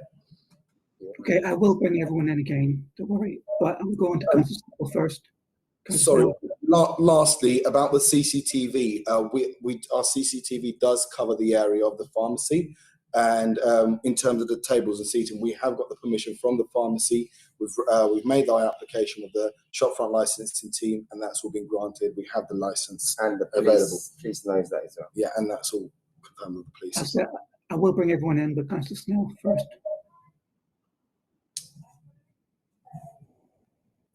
You're muted, Pete. Thank you. I do know the existing premises in Dalston Square. It certainly isn't my case to argue your case. I wouldn't be sitting on this committee if I didn't think I could be independent. But it is a relevant consideration that we look at your previous track record or the previous track record of any licensing. And I know you're one of the few people who've succeeded in Dalston Square, and I know you are valued by the community. So it is reassuring to hear that you're trying to do something similar on Broadway Market, because clearly the residents at the moment are very concerned you're going to do something different. The point is, if we approve this license, you're only going to be able to serve alcohol with a substantial meal. So let's get that quite clear. Otherwise, you're going to be in trouble with the licensing authorities. So if you want to go down the route of serving meals, then this will help you. You know, poor people picking up meals. This should help you. The off sales, we've had a bit of a discussion about that. We could put a condition in that talked about unfinished wines, open bottles of wine, and wine with home deliveries. We could limit off sales to that, which would meet your needs, I would have thought, and address the concerns that we all share, that there's too much drink being bought down there and used on London fields and elsewhere. And the last thing I just wanted to cover, sorry, I'll leave it there if I can, Councillor Bell, and come back. Otherwise, we're going to have too many questions and we'll miss them. Okay, how would you react to that suggestion of only unfinished bottles and delivery? Not that would exclude people walking in, buying a bottle, taking it away. Mehmet? Sorry, we couldn't hear that. So the condition would be regarding people could take away any unfinished bottles that opened, and you could deliver alcohol, but people couldn't walk in and take it away. I mean, again, the main concern here for us is where we're trying to become a brand, and it's not ideal that you can do something in one store but you can't do it in another. So that's the pure reason. The image, the ambience, and the experience, we would like it to be the same throughout. And our experience in Dalston shows us that the off-sale wine bottles, with any wine bottle we're selling off-sales, I would say 99% of those are literally residents who live above. So it's only serving the locals who's taking it to their home rather than anybody just, you know, grabbing a bottle and walking to the park or anything like that. And obviously our pricing structure is not like a bottle of wine out of the local supermarket at £4 or £5. You know, the cheapest wine you're going to get is around £15. So it's I think it's quite important. The audience we're targeting here is the locals, and who have a meal with us every now and then, but they also want to have the same experience with the wine at home. So I'm not sure if this is a issue, a cause for any sort of nuisance in any way, or if it potentially can be. Yeah, that's the main concern we've got. That it will be a big problem if you can walk into one cafe route and take a bottle of wine home, but you can't from the other. Okay, we hear your case. Can I come back, Councillor Bell? So essentially, we want to, if we give you this license, we want to future-proof any license we issue, and it's how do we support your business model if it is as you intend, but can't then be abused by someone who might take over the cafe in the future. So from what you've just said, an alternative would be to say we have a minimum pricing policy, which would be £15 per bottle of takeout wine, because obviously there's off licenses down Broadway Market that are much cheaper place for people to get wine to drink out on London Field. You're nodding that you prefer that to the other option, yes? Well, yeah, that's because that's basically where we are anyway. Well, thank you. And then the other thing I just wanted to pick up on, I haven't yet clarified exactly what's happening on these outside areas. So you've been putting temporary event notices in, which I assume have covered the outside licensed area as well as the inside area. Yeah. This license is only addressing inside areas. Is the outside licensed area simply a part of the COVID response regulations, or are you looking to continue to have an outside licensed area where you will be serving food and alcohol? So I think the actual outside space, what we have, we can only sit around 4 to 6 people maximum. So that's our outside area. But when we use the pharmacy, we can obviously sit a lot more people, which we get to use their outside seating when they're closed after 6:30, I think it is. 6:30, I think, when they close, depending on what time they close. They can close sometime earlier, sometime later. So for future, we will like to use the outside seating of the pharmacy as well, because then we can sit around 15 to 20 people as an outside space. So yes, Chair, we would like to use the outside of the pharmacy for the future as well. I just want to add on to that as well, if you may. So apart from, as Mehmet said, because we have very restricted space outside our own direct shop, with the pharmacy, it's only out of their hours, and furthermore, unlike every other business on Broadway Market, we are restricted to put our tables and chairs out during the market trading hours. I've actually raised this with the shopfront licensing team, and they've said, well, I said, when I first got the license and I saw it said you can't, I thought it was a generic thing for the whole street. But on my first Saturday trading there, I saw everybody else did have their tables out. And she said, well, it's just because yours is a new license, there's an old license. That's the case. And I said, fine. So our outside seating is very much restricted as it is. So that's why we went for secondary options with, asking our neighbour, and they were nice enough to let us use it. We've got a signed letter from them, and it's gone through the council. Like I said, and again, this is only out of their working hours, which is I think it's 7 p.m. Their working hours. Yeah. So to check, you have a commercial agreement with the pharmacy to use the outside area. Sorry. You have a commercial agreement with the pharmacy to use their outside area. Yeah. But I'm sorry. Are applying for a tables and chairs license, which covers both your outside area and the words. Yes, it does cover it, and it has been granted with 3 separate areas. as a table and chairs license. I'm still not happy that this. I don't understand how this license is allowing you to take food and alcohol outside. I'm sorry. Am I missing something here? Because this license is allowing you to have 2 people outside, if I read it correctly. So you're going to have to stop doing that, basically, if we prove that license. The way I see it, you're only going to be allowed to use the inside. It's all right having a table and chairs license, but you still, and I'll be corrected by a legal advisor if I've got this wrong, you've still got to serve alcohol in a licensed area, and at the moment you're not applying for that. So with the TENS application, the actual pharmacy area has been applied, and every time, so we had 2 TENS applications for the last 2 weeks, and from as far as I know from the application that I've been advised from our legal advisor who's been applying for us, the outside of the pharmacy has been approved with the same TENS license. But that's not what I see in this application before me. So at the moment, I mean, I'm missing something, I think. As far as I can see, the TENS are fine, they're standalone, but this license does not allow you to have food and alcohol out the front. Go on, Amanda, come in and put me right.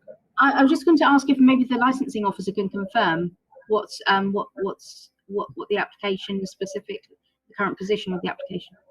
Because the application has the authorization for off sales, so they can buy alcohol and consume it outside. So based on that, that's what's been happening. But does the plan include the outside area? No, doesn't include the outside area. It's just, if you can see, the plan includes just within the premises. So okay, so in order for it to be for them to use the outside area, they need to amend the plan or amend the application or submit a new application. Because the off sales as consumed, it doesn't require to show them within the plan. It's only if the off sales is not available, then they have to show the outside area. Yes, what we're talking about is not off sales on sale, but on sales being carried out on tables at the front. So it seems to me as if they would need a variation to include that area in the licensable activities area. So normally we have the outside area, you know, the red-edged area covering it. That could be dealt with by a variation application, couldn't it? Yes, but is that what's intended, or I'm not sure. Mehmet, do you understand the point? If we have to vary the application, obviously we'll be happy to vary it. We don't want to be doing anything that we're not allowed to do. Like I said, for the last 8 years, we've always been part of the community and we've never been nuisance to the area. If there's anything that needs to be addressed to make sure we're doing the right thing, we will do whatever it takes. Okay, so this is currently in the book, not be submitted with the application, and clearly it does not indicate the S area being used.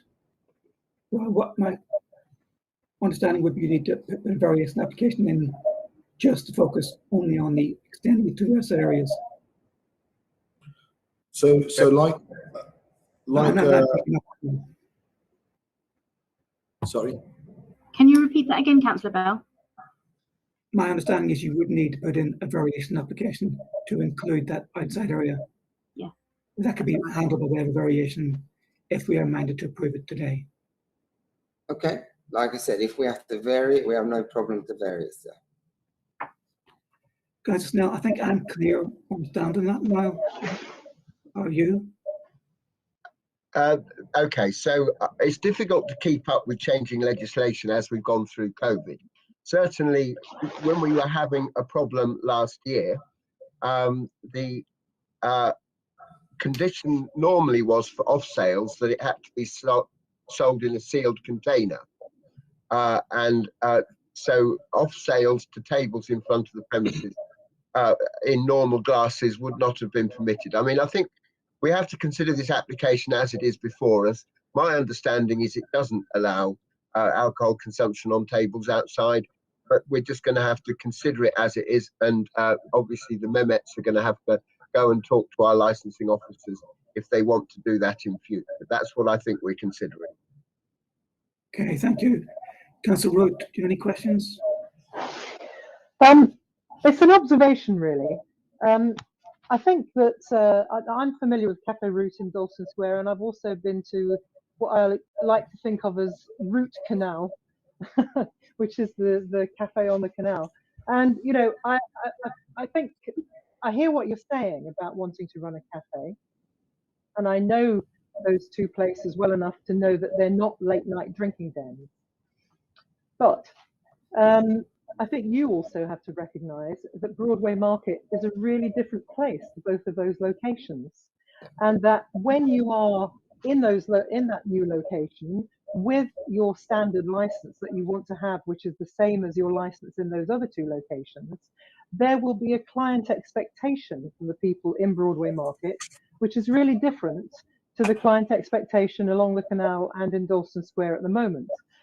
And so much as you may want to be developing this brand of a cafe primarily, I kind of feel that you need to think it through a bit more and think that if you're really wanting to have a cafe brand, maybe you need to put yourself under some restrictions in that Broadway Market premises that you've taken on to help you maintain your brand. Because I think that if you come away with the license that you're looking for here today, you'll be moving outside of your brand, because the clients coming to eat and drink with you will have a different expectation. And I guess the other observation I would make is that you know, the biggest brands in the world, like McDonald's, they don't have the same licensing conditions in every single outlet that they have. They do vary depending on their location. So given that you're going to have to think again about how you address your outside space, I think you need to, when you're doing that, and probably coming back to us at some point, you need to think really carefully about this brand awareness and how do we really maintain the brand that we've already built up and which you have got a good reputation for. Sure. That's all. I hope that's helpful. Yeah, I mean, may I? So that's a brilliant point you've made there. I mean, definitely, that's exactly, we're definitely on the same page with that. Hence, the promotion I mentioned earlier on about we're putting together a marketing strategy about our evening main, because what we've had is a lot of people coming in the evening over the past week that we've been trading. A lot of people coming in who want drinks only. We've had to turn them down because obviously they need to have a substantial meal. So where they come down, we don't want just, that's not what we want to become, and that's not what we want our brand to turn into. That's why we really want to expose our evening main offerings, like the meals, the small plates. We're putting that, something together to expose that to everybody as much as we can, so they reckon if anybody's coming to us, they come to us as Route, not just an available space in Broadway Market. Okay, Kevin, you've waited very patiently. Thank you for that. Thank you very much, Chair. Quickly rewinding because I'm a little confused. The first observation was the police have withdrawn their objection, or the representation, sorry, on the grounds that Clause 5 is included. And Clause 5 is that alcohol shall only be supplied or consumed to seated people taking a substantial meal. That precludes takeaways. And so my understanding is if the committee are minded to grant, for example, a restriction saying half-open bottles are okay or something similar, then that is contrary to what the police agreement is, and the police representation is, the police should be allowed to make representations on that, because their agreement and the applicant's agreement is on the basis of no off sales based on Clause 5. So that's my first concern, that seems to have got lost in this discussion. My second concern, which Councillor Snell makes reference to, and the applicants make reference to, this is a very, and as Councillor Rout makes reference to, this is a very different location.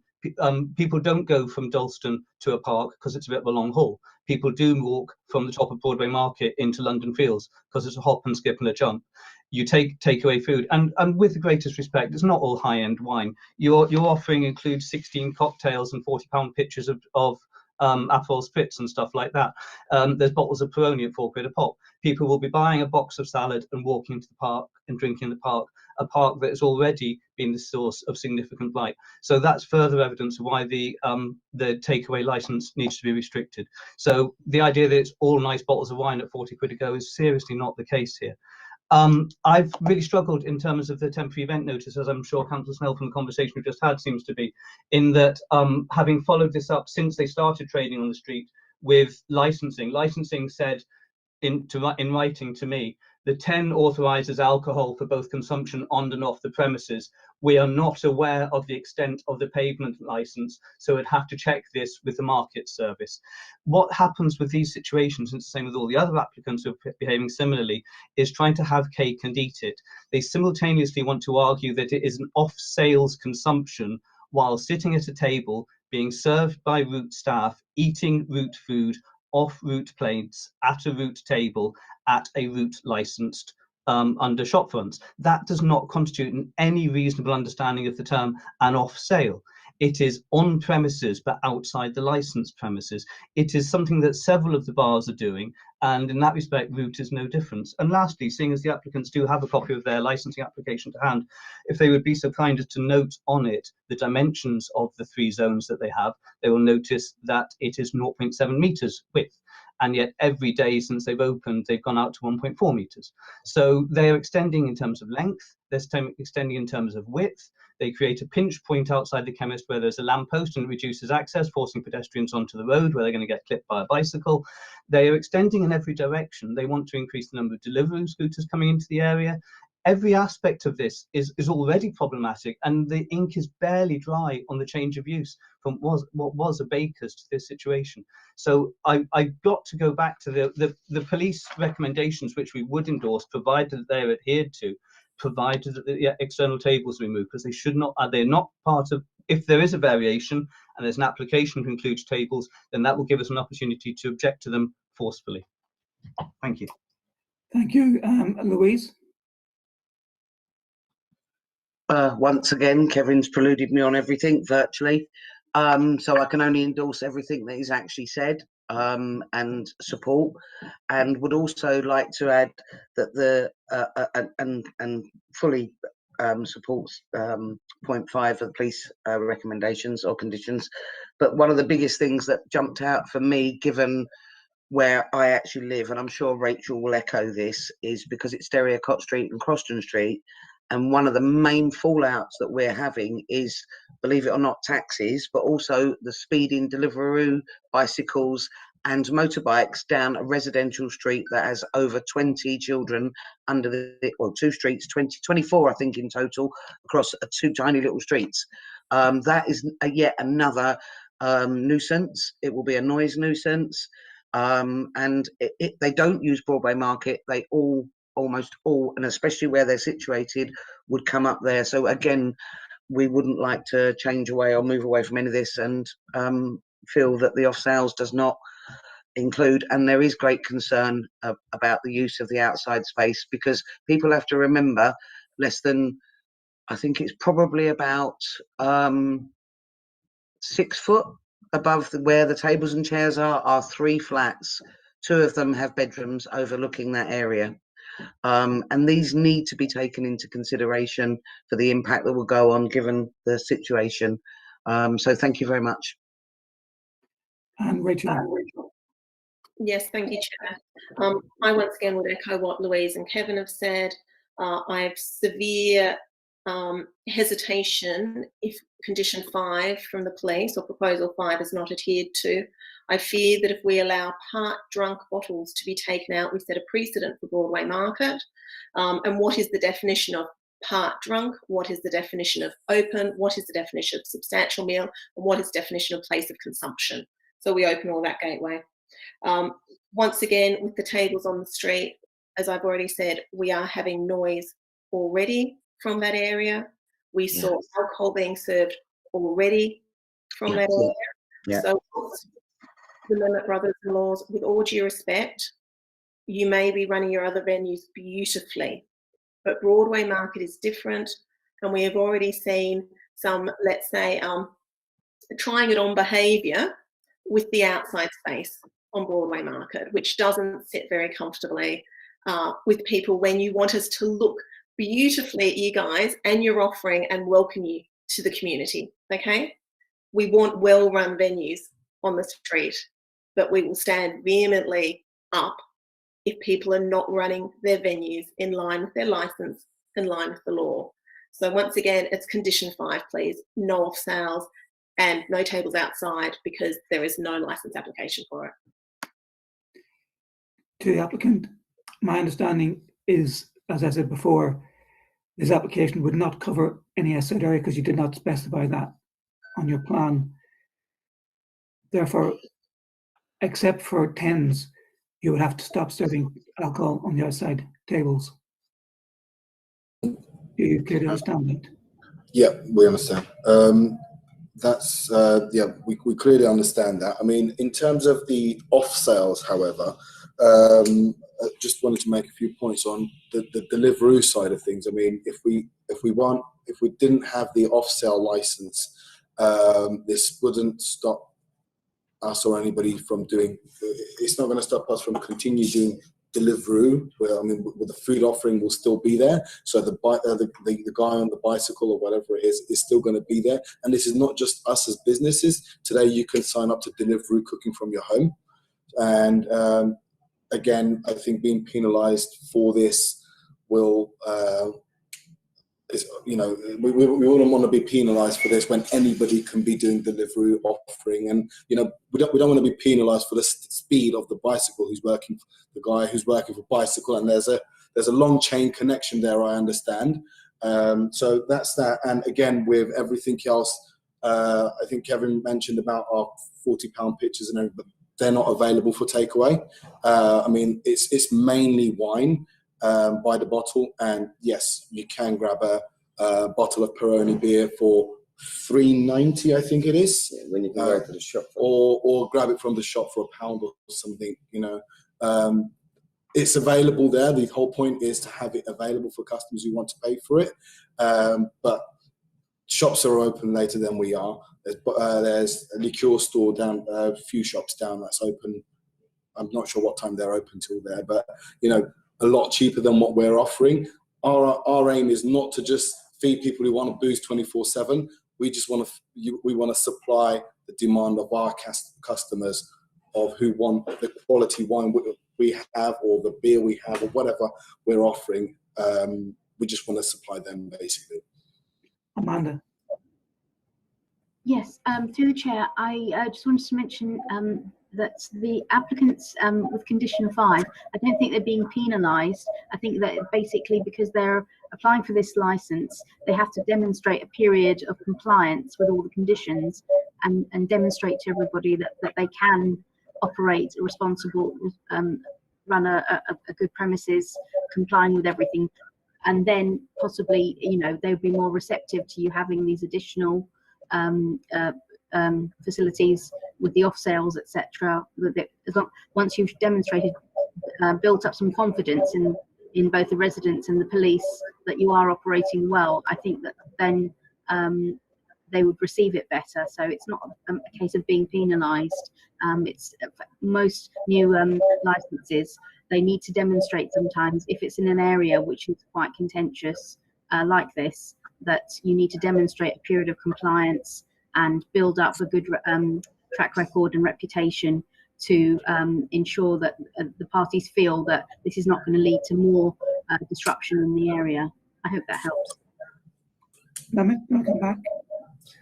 Yeah, so obviously we would love every resident to feel comfortable in the area with us being there. Like I said, we don't want to be a nuisance. That's for one. But when it comes to the police, I think police is very comfortable us being there, and they know that we will do whatever it takes and to go with the regulations of our license. And that's why whatever they wanted, we've literally agreed to it. And we didn't even request anything extra, or we said no. You know, whatever they said, we said okay, because we understand it is a drinking hub. we totally understand that. Like I said, I was raised in Hackney since '88, so I've seen the whole change of Hackney. So I'm not a newbie to Hackney. So I understand, and I understand the worries of the Broadway market. But if we don't need, if it's gonna make life easy, and if it's gonna support and help the locals feel comfortable of us not having a extended outside seating space, that's totally understandable and acceptable as well. If I was living in that street and if I couldn't sleep in the evenings, I would be annoyed as well. I totally respect that. And like I said, we are not a multi-million-pound business. We are a family-run company. That, me, my brother-in-law, my mum, my missus, we all work together. So we do appreciate and value all your thoughts. Okay, Councillor Snell, do you want clarifications? Thank you. Yes. Put it this way, I want to make some points to the discussion. And what I'm really trying to do is set up issues I would like addressed, because we haven't yet got to the conclusions from the applicants, and from the other person. So let's just try and get a few things straight. Number one, there's nothing illegal going on at the moment if everything that's been done outside has been covered by temporary event notices. Yeah. That is what licensing officers recommend for people to establish they can run an operation in a way that doesn't cause nuisance. So that's regular practice. What seems to have fallen through the gaps, as far as I can see, is this license application is not consistent with what you seem to be wanting to do. So we have to consider this license application as it is before us, and that does not include the outside area. So you're not going to get that today. I just want to talk about a couple of things. When you come back to us, when you're looking for a variation, Mr. Mehmet, two things that you might consider, because it has happened with other places. This business of Deliveroo drivers is increasingly contentious. And what more and more people are doing is being very specific, either setting up their own delivery teams or using electric vehicles, or doing something in advance that can minimize, or having just only using certain routes and not others. So if you are looking to do that, it might be a good idea to talk to your neighbours and see what you can do that would actually be less harmful and less likely to cause objections in future.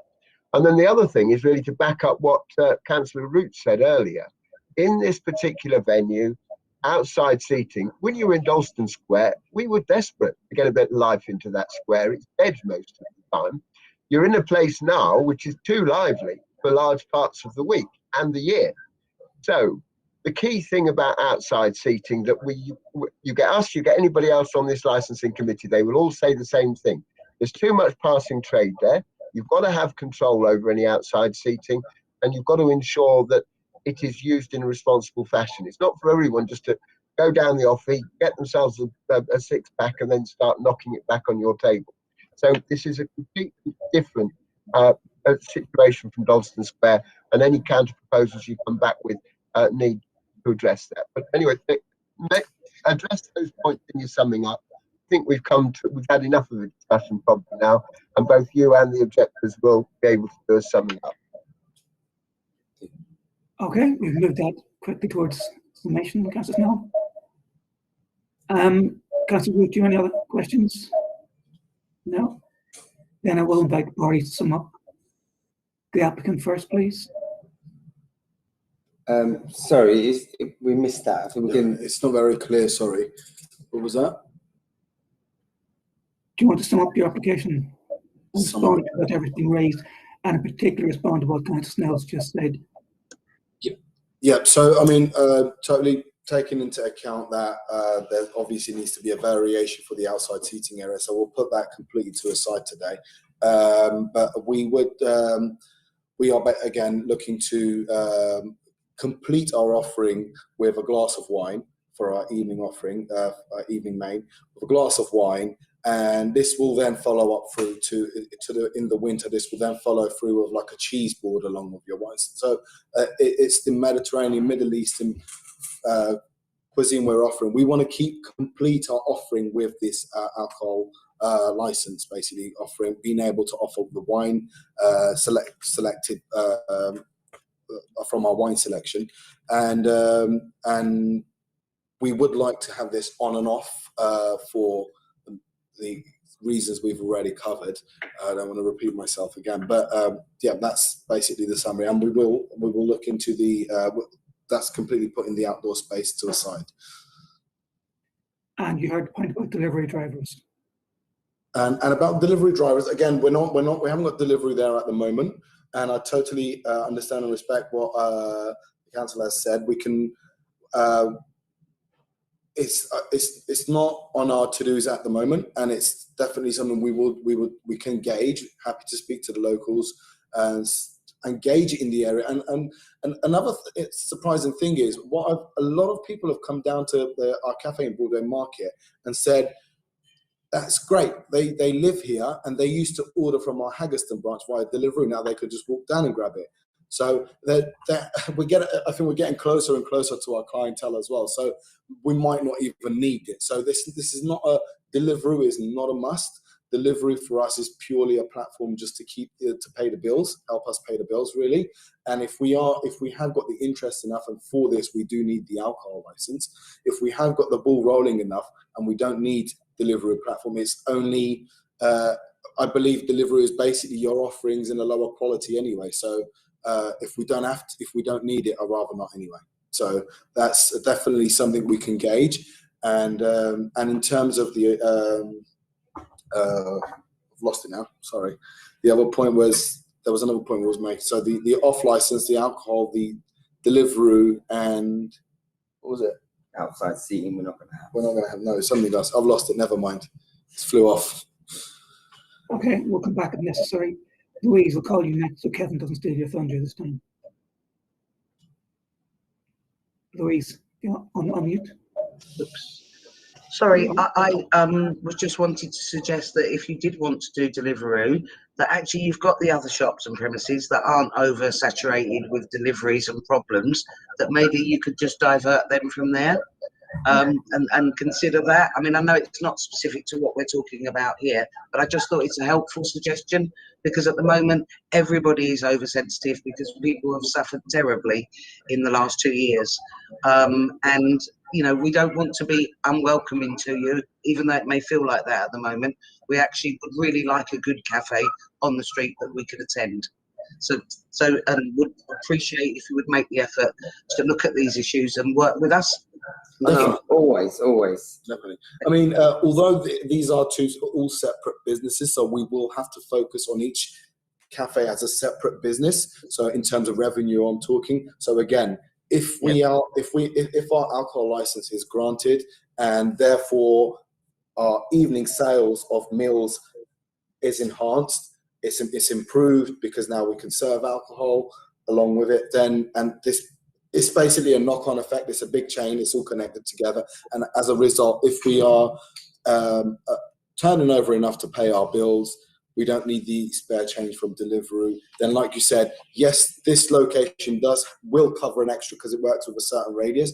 It will cover a certain area, but it's not too far off from what Dalston and Haggerston already covers.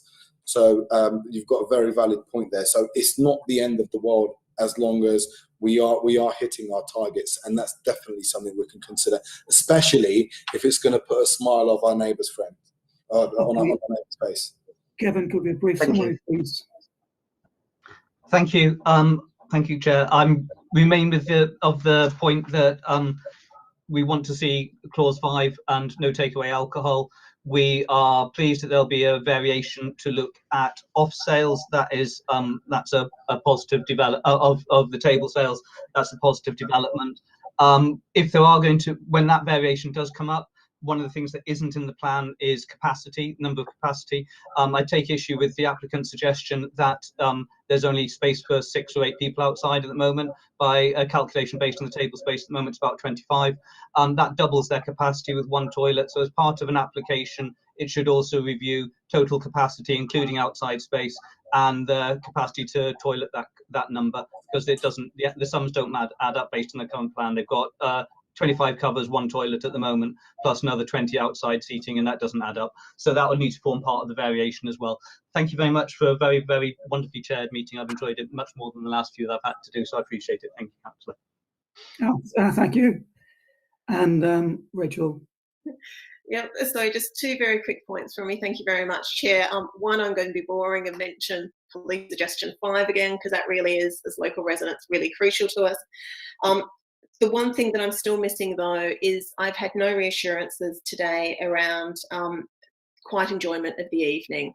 Outside of mention of the outside tables, there has been no discussion about how the proposed licences will actually handle any kicking out time, mini cabs, congestion, noise, all the rest of it, apart from 2 little signs being put up. Okay, so that's my outstanding concern. Thank you very much, Chair. Thank you, Mehmet, brothers-in-law. That last point should be covered under the written dispersal policy condition. So it should cover how they're going to deal with people at the end of the evening. We'll wait and see them actually do it. It should be covered, I agree, but we haven't seen the details all. To the applicant, how far are you with producing that written dispersal policy that's the very last of the police conditions? Have you completed or have you started the written dispersal policy that is the last of the police conditions? I need to unmute. You need to unmute. Oh, sorry, we're on mute. Sorry. Yeah. Okay, yeah. So with the police, we've got so the last communications with the police was 3 days ago, and they've took their representation, and we thought it was all done with the police. So I'm not too sure if there's anything outstanding that we need to do with the police. The last condition the police requested was you should be written dispersal policy. Okay, yep. That's been done by our legals. That's all been done, yeah. Yeah. So is that now complete? Yeah. Could you send a copy to our licensing service? Sure. And then I think it would probably be available to residents. And if you thought it was inadequate in any way, then you could feed that back. Mm-hmm. Anyone got any final clarifications, Councillor Snell, Councillor Wood? If not, thank you all very much for attending this afternoon. Amanda, do you have a final? Sorry, can I just clarify, just so that it's quite, in case I've missed it, are the applicants saying that they're agreeing to no off sales? No. No. So no. We would like off sales for the wine, like we said. But we will consider not having delivery. We don't have it at the moment, and it's not on our agenda for the next couple of months anyway. But we will consider not having that. That's something we will. Can I just clarify though, what you agreed with the police, was that no off sales or not in respect of condition 5? No. Was this not excluded from what I remember? No, the police. So with the police, on and off license was granted. Correct or not? The local residents are saying no, but I'm clear the substantial meal condition applies to those taking a meal on the premises only. It does not by itself rule out possibility of off sales. 1 second. Councillor Bell, I think Kevin Fleming wants to make a comment. I can say that. Sorry. So my interpretation is the substantial meal condition does not by itself rule out off sales. Is that correct, Amanda? Sure. Wrong. No, we would need to specifically say no off sales. Oh, Councillor Atkins, you're here. Thank you. Would you be able to clarify what you agreed? Yeah, apologies. I was just speaking to PC Ryan. I believe with that condition, all off sales would need to be with a meal as well. They wouldn't be allowed to take away alcohol on its own. So it's all alcohol sales, not just those on the premises. No. Okay, Kevin. I'm very sorry, but clause 5, it doesn't support that interpretation. It very clearly says alcohol shall not be sold, supplied or consumed otherwise than to seated persons, the supply of alcohol shall be waiter and waitress service only. That specifically and very, very explicitly rules out deliveries, because unless the waitress is going to do the delivery on the back of a scooter and sit down with the person who eats it at the dinner table, it excludes that. And it says that it will be only to seated persons taking a substantial meal. There's no equivocation there. I'm sorry, but that's not my interpretation of the way that particular clause usually applies. Louise? I spoke with I was going to say Sergeant, but he's now been promoted, Inspector Andy Durant, yesterday, over a number of licensing issues and various other things we're dealing with, and this was one we spoke about. And in what he said was his conditions was that there wouldn't be any off sales, and that's when he mentioned this to me. So I'm quite surprised that there's a difference there. And it was just to be served in-house with a substantial meal. So we need some clarity on that. Councillor Bell, I just wonder that, because the crucial word to me seems to be the word seated. Yeah. With the word seated, that implies to me that we're talking about on sales, not off sales. Yeah. Yes, that my interpretation is that rule applies to on sales, but it does not itself prevent applicant also applying for off sales. Peter, Gunnar Snell. Just to share my view, I mean, we are going to retire to a private session now to decide what collectively we think should happen. From the evidence presented to me, I have not been happy that off sales are appropriate in this location. I have suggested that perhaps we limited off sales. My current perception, and obviously we're going to take legal advice, but my current perception is that condition 5 from the police creates such a mess, basically, that I think I'm minded to say we just rule out off sales. I don't think in any way this business is dependent on off sales, and I think because of the particular concerns in that area and raised by neighbours, I would be not minded to approve off sales, partly in respect of that condition 5 and the way I read it. But you know, we will retire to separate session. I may be overruled. Amanda may tell me I've misunderstood it, so we'll wait and see. Okay, that's a fair point. And we've heard a question from the applicants as to why they're not happy with that. And we'll take into account both points of view. Mehmet, I'll give you one last chance to make the case. Okay, so obviously the off sales is not a very big part of our business, like we said from the beginning. But this doesn't stop anyone who comes in a summer's day, who buys a nice box of salad and goes to the park. And because we can't now sell off, now we can't sell off the premises a bottle of beer or a bottle of wine, let's say, call it.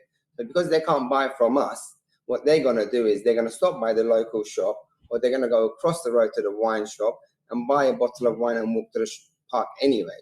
So I just feel like it's not fair that we are being penalised for which all these years we've always tried to support the locals, always tried to support the Hackney community and the Hackney Council.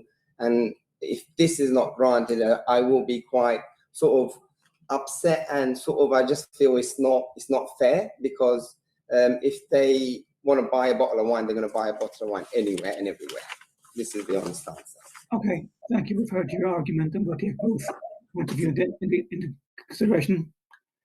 I'm going to close this item at this stage, so please do leave us. Colleagues, do you want a brief break before we go on to the final item today? Thank you very much, Chair. Thank you. Yes, we can have a break, but I'm just conscious about Councillor Root, what time she has to leave us. Well, I'm also conscious that it might be an idea for us to have a quick word in private before we go on to the next issue, because I have got to go. I'm not going to be able to hear the next one, and we should just have a little bit of a quick summary about the 3 that we've heard already. That's exactly what I was going to say. I agree. Yeah. Okay. All right. Yeah. That's. So I wonder. I mean, we could have a breakout room. We could do it in a breakout room. We could go back. We had. The link that you used just before this meeting you could use that maybe. Okay. Would that be okay? So should we adjourn for maybe? Okay, if I could just say to everyone else, we will, well, my computer is 16:10 at the moment. We will reconvene at 16:15. So sorry, 16:15. deal. 16:15, so 5 minutes exactly. We will have to rush. Is that going to be enough time? do you That's think? not enough time. I think 10 It's to not 15. enough time to make the final decisions, but it's enough time for us to hear from Councillor Root as to her take on that. And that's all I intend to do. Fine. So if you could rejoin us in 5 minutes, please. Under the council's policy, we should also have comfort breaks, simply because we're not supposed to sit at a screen for too Could long. we have 10 minutes, Councillor Bell, at least, to Okay. accommodate that? 10 minutes, fine. No, Just wanted to say thank you very much before I leave. Thank you. Okay, thank you, Louise. Thank you. If we could have the 5-minute comfort break and then reconvene in our separate meeting within 4 or 5 minutes. Would you mind doing? Oh, sorry, Councillor Reid. Sorry, would you mind doing it the other way around? Okay, all right. Okay, thank you. And the comfort break. Okay. So we'll come back on 20 past then. Oh no, your item you is now guys have finished. concluded. Your item's now concluded. We'll be notifying you of the decision in due course. So what do we do as of today? Yeah. What do we do Yes. Well, you have to wait for the decision to be issued. and how long does it, or when do we get the decision? There's a summary of the decision tomorrow morning, and in 5 working days, we'll issue the actual. The licensing authority will issue you with the actual decision. That's how the application process normally works. Okay. Okay. Okay. So we're done here now. Will we be leaving? Yes. You have to now leave because we now have just one item left, and your item is now being concluded. Okay. Thank you very much. Thank you. Cheers. Thanks. Bye-bye. Bye.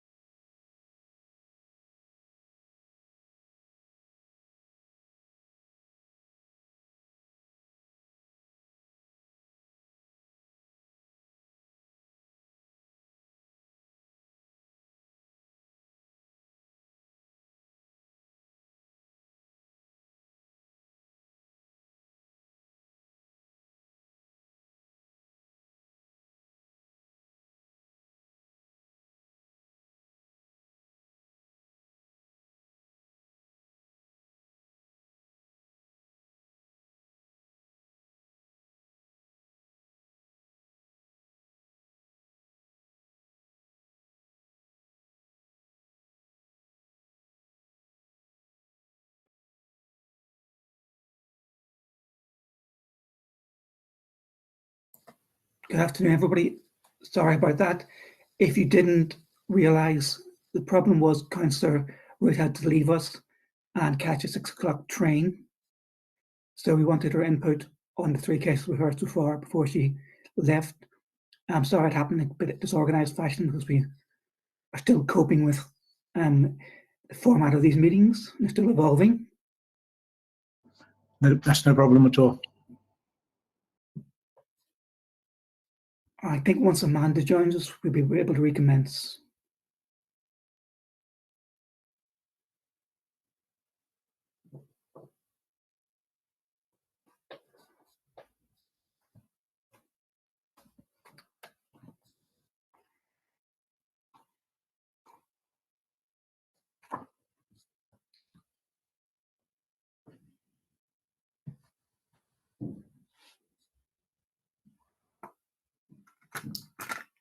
I may not be a fan of online meetings, but I do prefer them to hybrid meetings. I mean, the hybrid meetings have been a complete, we just haven't got the technology for them at the moment.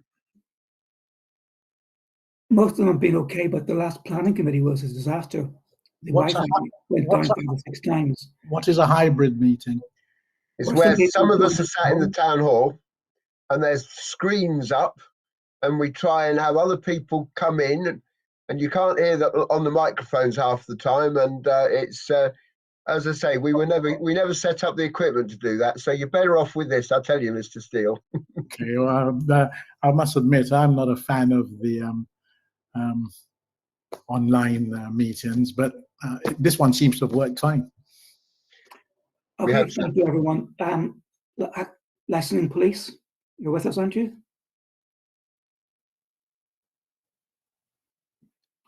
Police, do you want to unmute? I think it's PC Kerry Ryan and PC Atkins. Sorry, it's PC Joe. Hello. Hi, good afternoon. Good afternoon. Okay, so ready to start the 4th item. Suba, do you want to briefly introduce the application, please? Thank you, Chair. Temporary notice was given to the licensing service in respect of the premises basement 8 Stock Newington Road for an event to be held from the 6th of August 2021 from 2200 and finishing on the 8th of August 2021 at 4 a.m. We have received objections from the Environmental Protection and the police. The police and the premises user have submitted additional video evidence which have been circulated. I have nothing else to add. Thank you, Chair. Okay, so in this case, the applicants are those who want us to consider a counter notice. So Hackney Police, do you want to make the case? Yes, thank you, Chair. I did submit some further evidence, but I think it's probably too late. But I'll refer to it, and then if it's too late, it's too late. It's fine. I can describe it. So police object to the granting of this 10 to the above location on the 6th to the 8th of August on the grounds of crime disorder, public safety, prevention of public nuisance, and protection of children from harm. This is for an event until 4 a.m. inside the Dalston SPA, which causes us concern.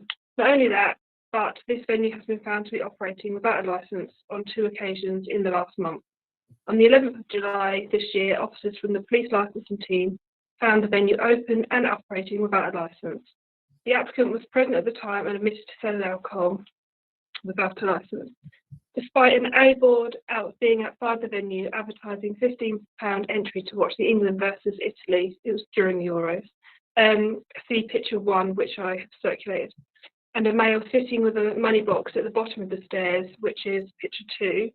Initially, Mr. Steele tried to tell officers it was a private party, but when the officers questioned further, he informed officers the entry charge was because his son's friends were happy to pay. His story changed from giving away the alcohol to then charging the customers inside. On Saturday, the 31st of July, just before 23:30 hours, we drove past the front of the venue, which appeared closed. The door was closed and no signs of anyone were out front. We decided to check around the back. I tried on the back door, which was locked. However, after pulling the handle, I heard a man shout out. A few moments later, a male answered the door. Once the door was open, I could hear music coming from downstairs. Suspecting Larsonville activity was taking place, I entered the venue, which is picture number 3. Upon entry, I observed a DJ playing music, numerous guests inside, some sitting at the table with bottles of beer and some standing at the bar, with Mr. Steele standing behind it. No food was seen, and that's picture 4. I approached the bar, which was displaying a price list for alcohol. A female was standing at the bar with her purse open in her hands and 2 bottles of beer were in front of her. I asked Mr. Steele what was going on, and he replied, a birthday party. I then explained that he didn't have a licence. He answered that it was for a birthday party. I pointed out my observations about the female at the bar. He denied she was paying for alcohol and said it was for food. The till was open and the screen was displaying a £9 change due. And he showed me a till receipt. He introduced me to the DJ who he identified as the party organiser. She informed me that Mr. Steele had made an agreement with a female called Jenny, whose birthday it was. She hadn't turned up yet, but Mr. Steele had set up a bar tab behind the bar for her to pay for the drinks. Either way, alcohol was being sold at the venue. This is the second time we have caught Mr. Steele operating without a licence in recent weeks. Considering the fact he has an application in for a premises licence at the address, it causes us grave concern that Mr. Steele completely disregards the licence and legislation time and time again.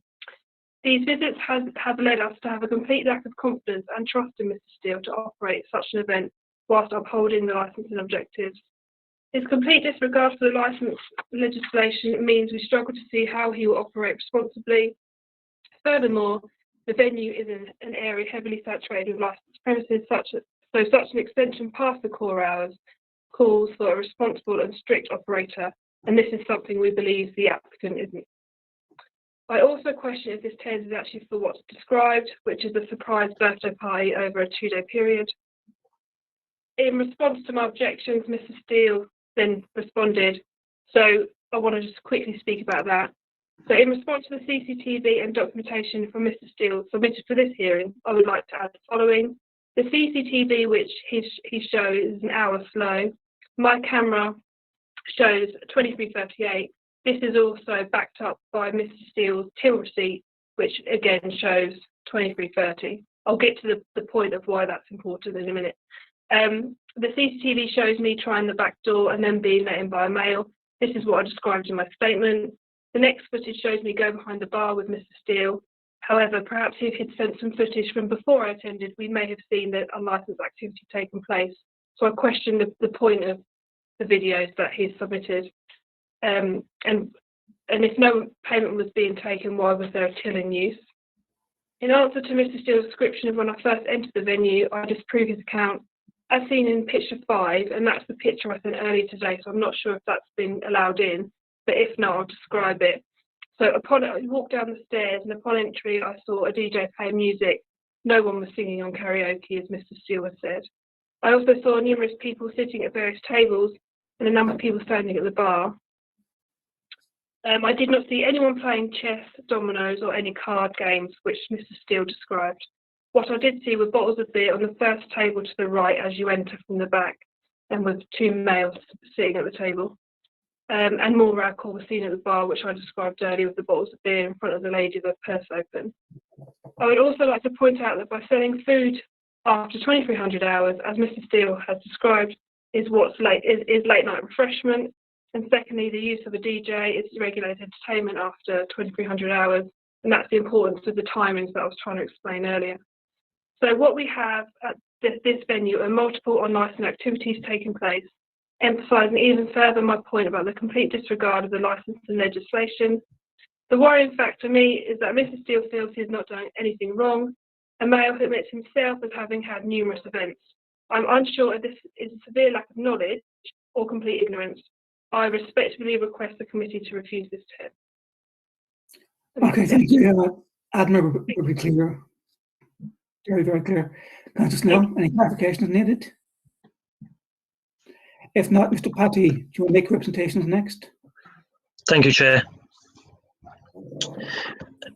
The Environmental Protection Team has concerns that noise emanating from this event could amount to a statutory noise nuisance, hence undermining the licensing objective, public nuisance. The Environmental Protection Service is in receipt of complaints from nearby residents in relation to the cumulative impact of granting temporary event notices. Residents believe they already endure noise disturbances and antisocial behaviour issues within the local area due to other licensed premises, so allowing another venue with regulated entertainment and sale of alcohol is likely to disturb residents further and not allow residents to enjoy the peace and comfort of their homes.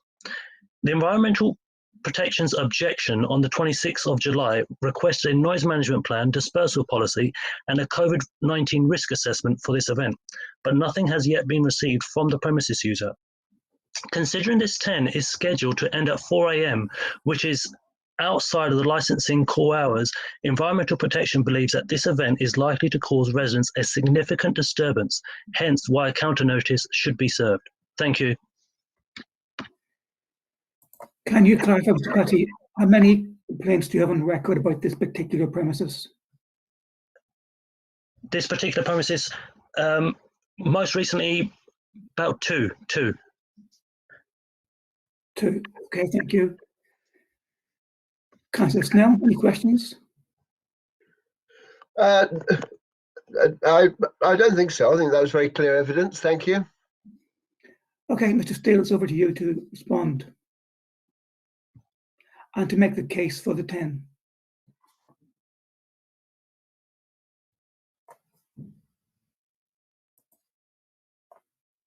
You're on mute, Mr. Steele. Sorry about that. I'll start by saying good afternoon. Thank you for listening to this. If I could take the objections or representations in reverse, please, with environmental health first. I may do that. Environmental health objection to this particular 10 is a little bit of a surprise to me, because as was said by Hackney Licensing, there is a premises license application pending, hopefully in the near future. And environmental health responded to this application back in March 2020 with a letter which clearly shows that there isn't an issue with noise in the premises. If I may read it, I think I sent it as part of the evidence. Could you substantiate that you've got it? Please just make your case. I'm sorry? Please just make your case. Okay. The case is that, and to read it, it says, as a responsible authority, the Environmental Protection Team have been asked to consult on the above application with regards to the licensing objective, the prevention of public nuisance. A site visit to the above premises was conducted on the 5th of March 2020 in the presence of the applicant, Mr. Steele. The premises occupies the basement floor of a 3-story terrace building facing onto the busy A10. The terrace comprises of commercial use on the ground floor with residential accommodation on the 1st and 2nd floors.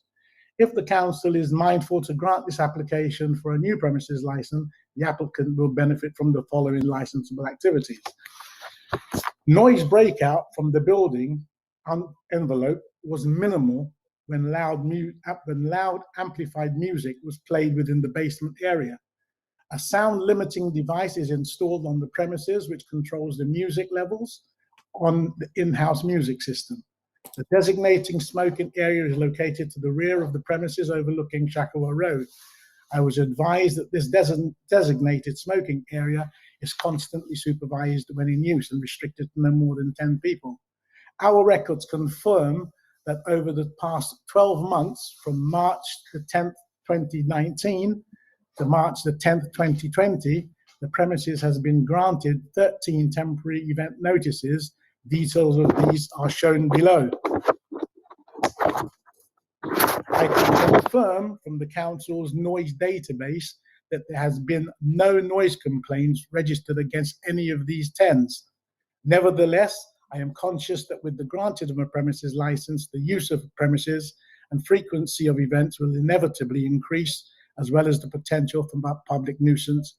And I suggest, therefore, the additional conditions 1 to 7 below, which were agreed in principle to promote the licensing objective and the prevention of public nuisance. Mr. Steele, I don't want to interrupt you, but you're meant to be making the case for the temporary event notice that's coming up. Okay, but yeah, I should have summarised that. Basically, that license is only about the temporary event notice. Sorry, could you repeat that? This is not the permanent application. This is only the temporary event notice. It is. I'm responding to the representation by environmental health because they've previously said there are no issues, noise issues emanating from the building. So do you want to tell us what the 10's about and why it should be granted? Sure. The 10 is in two parts. For Friday the 6th is for a surprise birthday party for my partner, and I've detailed that on the premises, on the application. And the second part, and I did ring the council to take advice on this, isn't a continuous party, but that was to end at 3 o'clock on Saturday morning and to recommence for a larger group on Saturday evening from 10 p.m. until 4 a.m. on Sunday morning. So it isn't a continuous party, it's in two parts. I did ring to find out whether I needed to submit 2 separate 10s, but was advised by licensing that I just needed 1 10 to cover the whole period, hence why it's been done that way. And that's what the 10 is for. Okay, and now do you want to address what the police have said? Yes, yes, sure. I'd like to respond to that too. I did write a response to the police and I submitted video evidence of the police entering the premises. With regards to the 11th, when England played in the final of the European Cup, and I'd like to start that by saying I take full responsibility for what happened. So I would like to state that. However, the reasoning behind what happened was this. My son, who plays for a local Hackney football team, asked if he could invite some friends here and they watch the match here. I agreed to do that. He had not told me at any time that he was going to be putting a board outside with regards to people coming in. When the police had no knowledge of that, but when the police arrived and told me about it, I immediately asked him to remove it, which he did. He had also sold some beers to some of his friends. Beers were not on sale, but he did tell me that he did sell some of the beers in the fridge to some of his friends, and I hold my hand up to that, and I take responsibility for that because I should have been here to deal with that situation, and I wasn't. I got here prior to the police getting here. With regards to the 31st, again, there was a party organized for one of our social members here, Jocelyn Cannonier, whose birthday is on 2nd of August. She asked if she could hold a small gathering for between 15 and 20 people. I agreed to do that. She asked if she could purchase drinks and give them out to attendees here. I said there was no problem with that once it wasn't being sold. She asked me to buy the drinks for her and she would reimburse me when she got here, which I also did. We have a food lady here who sold food to her guests. She organized for the food lady to do that. And that's the only thing that was being sold on that night. When the police arrived here on that evening, we knew the police were there because we were told that there were police outside. I said, open the doors. The doors were open and they came in. And I've submitted video evidence to show that. There were approximately 15 people in the premises. One of them is actually here to substantiate that. The young lady in the DJ booth was the karaoke party organizer, and she is also here to verify what I am saying. It was a karaoke birthday party where people got up and sang during the night. And as I said, she's here to verify that. I submitted the text that went out the day prior to this happening, which substantiated and showed exactly what we were planning to do, which was to have a karaoke party with games, which were being played on the night. And again, there's video evidence to substantiate that. So there was nothing untoward or nothing unlicensable that was taking place on that night. So the police's comment with regards to time and time again on numerous occasions and the inability to regulate an event has taken me personally by surprise. What I would like to do, if I have a couple of more minutes, is this. It seems that my character and my trustworthiness, honesty, and integrity is being challenged by the police. And I have no understanding as to why that is. So I'd like to give you a very brief background as to who I am. Still, that would be probably unnecessary for the purposes of this hearing. Okay. We need to concentrate down upon the issues that we need to consider. The police made a point about the timing of their entry. Yes. Oh, yes. Shall I address that? Our CCTV, which is here, is when the clocks were changed, it didn't automatically change the clock. So it's showing us 1 hour behind the normal time. That's the only reason for that. Right, but you accept the police point that your takes were inaccurate in that respect. The point that it takes for? That the timestamp was inaccurate, your timestamp. It's absolutely, it's correct. What's showing on the video shows 10:30, but it was 11:30. Yeah, that's all I was trying to get. That's correct. Yes, that is correct. Making a point. Councillor Snell, any questions from you? Yeah, sorry. I mean, the problem why I try and get a written report for these meetings, because this tends to come up at the last minute, I'm slightly distracted having to go online to look at the documents you refer to. But yes, it certainly is the case that you have been exonerated previously by environmental protection in terms of noise nuisance. So I find it interesting that this has arisen recently. I mean, I wondered if you could, no, that thing that you read out earlier, I think it is relevant background. And basically, environmental protection are saying they hadn't had noise associated with your long series of tents, but they also were saying if you put in a premises application, then they did suggest additional things you should do, like making doors closed and stuff like that. Could I just do you think you're breaking up? I'm only hearing parts of what you're saying. Sorry.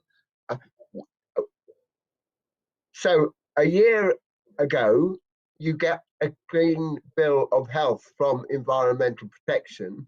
Why do you think there might have been recent complaints from to environmental protection about noise nuisance? I have no idea, because there's been no activity.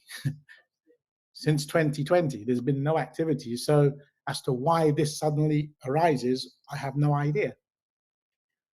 Could it be on other premises nearby? I couldn't answer that, I'm afraid. We've certainly not had any. I mean, there's been a pandemic since March 20, so I think all venues have been closed or inactive up until just a matter of a couple of weeks ago. True. I'm happy to move on to discussion if Councillor Bell, when you're ready. Yes, absolutely. So police, do you want to respond to anything you've heard? Yeah, thank you, Chair. Just a few points. When we go back to the first visit, where Mr. Steele said about the A board, it's still a question of if he didn't realise it or not. The police took him outside, and it was quite obvious. It was a large board, but you can see that on the picture anyway. But there's also a money box at the bottom of the stairs. So as guests entered, customers entered, there was a gentleman sitting there with a table with a money box. So I have just questions to why that was needed then, if originally he wasn't going to be having charging entry or selling alcohol. The worry, the point I want to make is that we're concerned about is the fact that Mr. Steele has got a premises application in, and it still appears that he's not quite sure around the legislation of what a licensed activity is, around the timings and the exchange of money for alcohol and stuff and regulated entertainment. That does cause us big concern, especially in a venue which is in the Dalton SPA until 4 AM in the morning. It's just, you need a responsible manager there, and we don't really have much confidence in Mr. Steele. It's nothing personal to him. It's just I feel he lacks quite a bit of knowledge around licensing. Can I ask based on what? So the fact that you don't realise that you can't exchange money, and that the way you've said the party was organised is licensable activity, because there was still money exchange for alcohol, as well as food being available is late night refreshment and regulated entertainment after 11 p.m. is all licensable activity where you need a license. Well, first and foremost, may I respond? I'll beg the chair. Yes. Thank you. First and foremost, there was no alcohol on sale, and I have, as I said, the party organisers here, and one of the party guests is also here, who can verify that. The food is the food that the party person organised was for sale. She asked if food could be sold. I did not see a problem with food being sold for her on her behalf. We used our till for that. I provided you with till receipts. I've also supplied you with an end of day report, which shows that no alcohol was on sale, and it was only the food that she was selling. That was it. Exactly. Okay, so just to make it clear, Mr. Steele, as far as I'm concerned, I agree entirely with the police's interpretation of that particular point. Sure. If you were getting money past your till, you were selling the food. And yes, we were selling food. I don't deny that. That is a breach of the license conditions, or the lack of a license at the moment conditions. Okay. So I'm afraid you are guilty on that one. Okay. On the other issues, I mean, it's a question of what do we believe? Well, can I just substantiate this, Chair? We have had, prior to the pandemic, we've had over 20 TENs, all of which have been approved. The police objected on a couple of occasions. We supplied the information that they want, and the objections were removed. And prior to this particular one, we've had over 20 TENs, which is the way we're using to operate at the moment, pending premises license application, and our social club members. We're quite active in the local community here. You've seen the age groups that we deal with. We deal with mostly the elderly, and we're actually involved with other groups like domestic abuse, etc., etc. So we're doing nothing untoward. The only events that we have are private events for our membership, and there's no licensable activities going on during those events. We've had 20 prior, none of which has caused a problem, none of which has been reported that there's been any issues with environmental health, the police, or any other licensing bodies. We've had none whatsoever. So this has come like a shot out of the blue, a bolt, that there are objections based on what we do not know.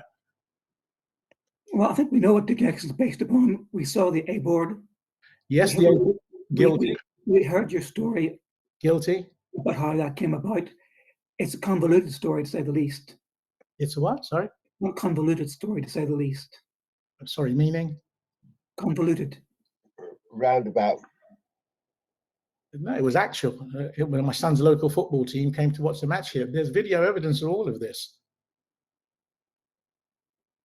It's a strange version of events that sometimes you're charging, sometimes you weren't, sometimes it was your son, sometimes it was your friends. The story gets convoluted.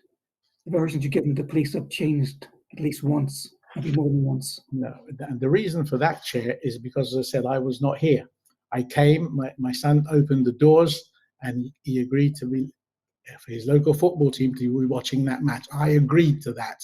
Possibly I should have delved deeper into it, and maybe I should have given him other instructions.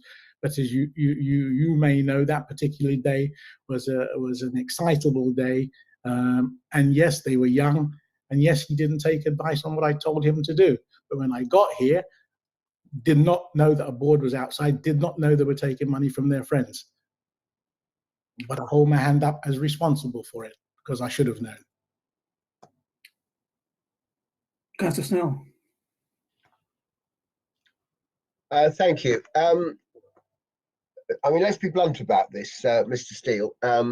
It would be kind of unusual if we didn't grant this counter notice when we have both environmental protection and we have the police in front of us? Well, I'm concerned because I have been on licensing quite a few years now, and I do remember a licensing hearing some time ago, which was so convoluted and complicated. I forget what happened. I think there were so many changes at the last minute. I can't remember what we did. But there seems to be this ongoing issue of whether you can be relied upon to meet the licensing objective. Now, if I look at the papers that you've sent us or we've been sent, it appears that Rockwell Charles from Environmental Protection has been working with you, has given you a whole load of straight things you must do to avoid noise nuisance. So I'm imagining that if you do all those things, future TENs, future license applications, you'll have met their standards. So that's quite simple. We have done. I think for your good as much as anything else, I want to ask the police how you are going to regain trust with them. Are they saying it needs somebody else running this place if it's ever to get a temporary event notice?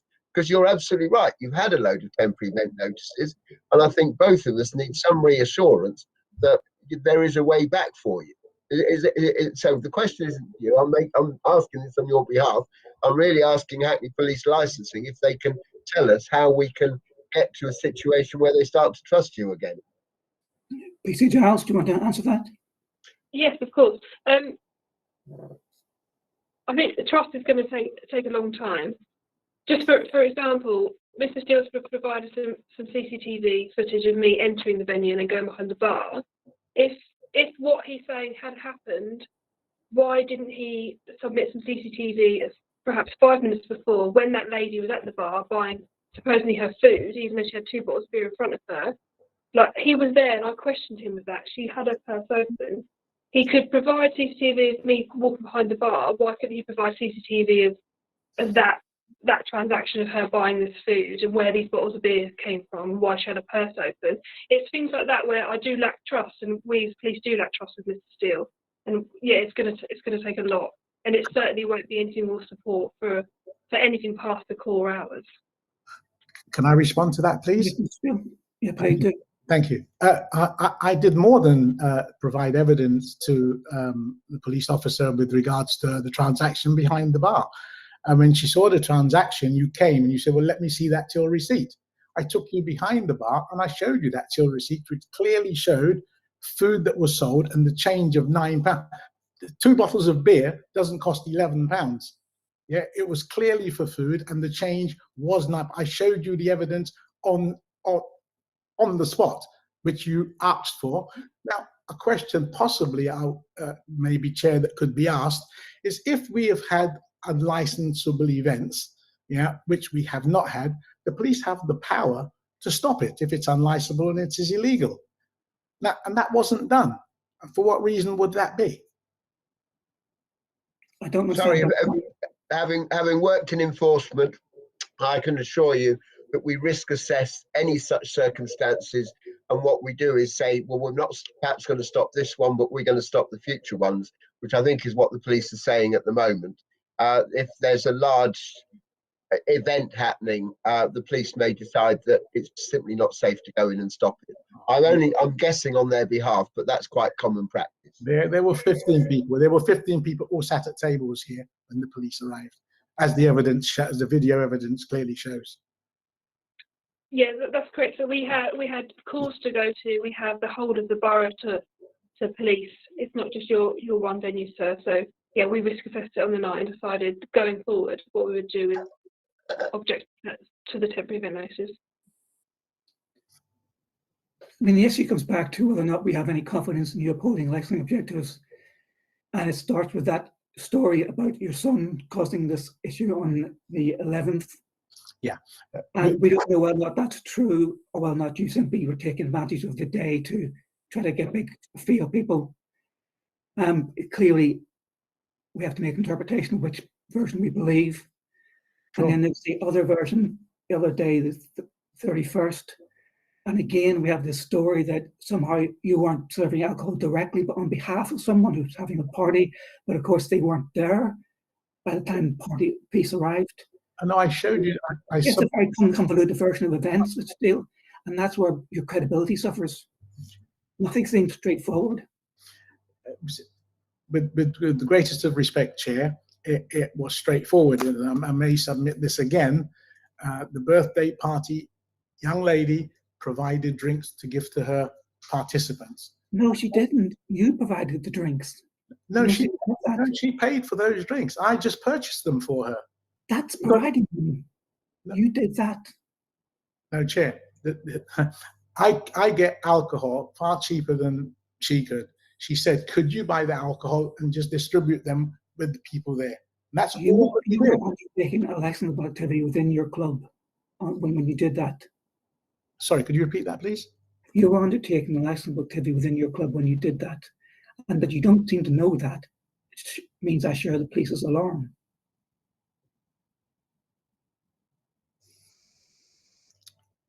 I think my comment, Chair, if I may come in, my comment is that if you sit on this committee, you see a lot of very bad things happen in premises run by people who are the nicest people you could come across, and they have a lot of good intention. And they don't, unfortunately, understand that when you take on a license, there's a lot of responsibility goes with it. And I think the starting point, Mr. Steele, the starting point has to be to just try and get a better relationship with the police, to do some joint action plan to reassure them, because there's clearly been a breakdown of trust at the moment. Well, with the greatest of respect, Councillor Snell, we did that. We actually had, myself and representative had meetings with the police. We went to their premises. We've had 2 or 3 meetings with them, and I thought we had resolved any misclarity that they had with regards to what I was doing. We did this. We have in writing what the outcome of that meeting was. So again, that's why I'm surprised at this stage that this has come up.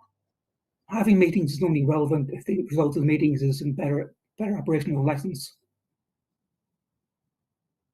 The point isn't to have meetings; it's to operate according to the terms of the license. Sure, but we left those meetings with the understanding that we were moving forward positively. And then the 11th and the 31st happened. The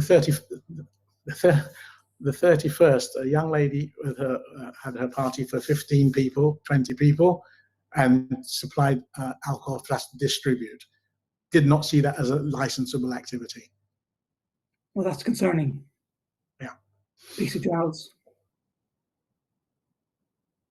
Yes, so thank you, Chair. Just quickly, the discussions that Mr. Steele had with the police with my colleagues, and it was about 2 years ago, and the concerns weren't allayed because the representations for his premises license are still in, even though it's been delayed somewhat. We still have reps in, so. So police are still objecting to the permanent license application.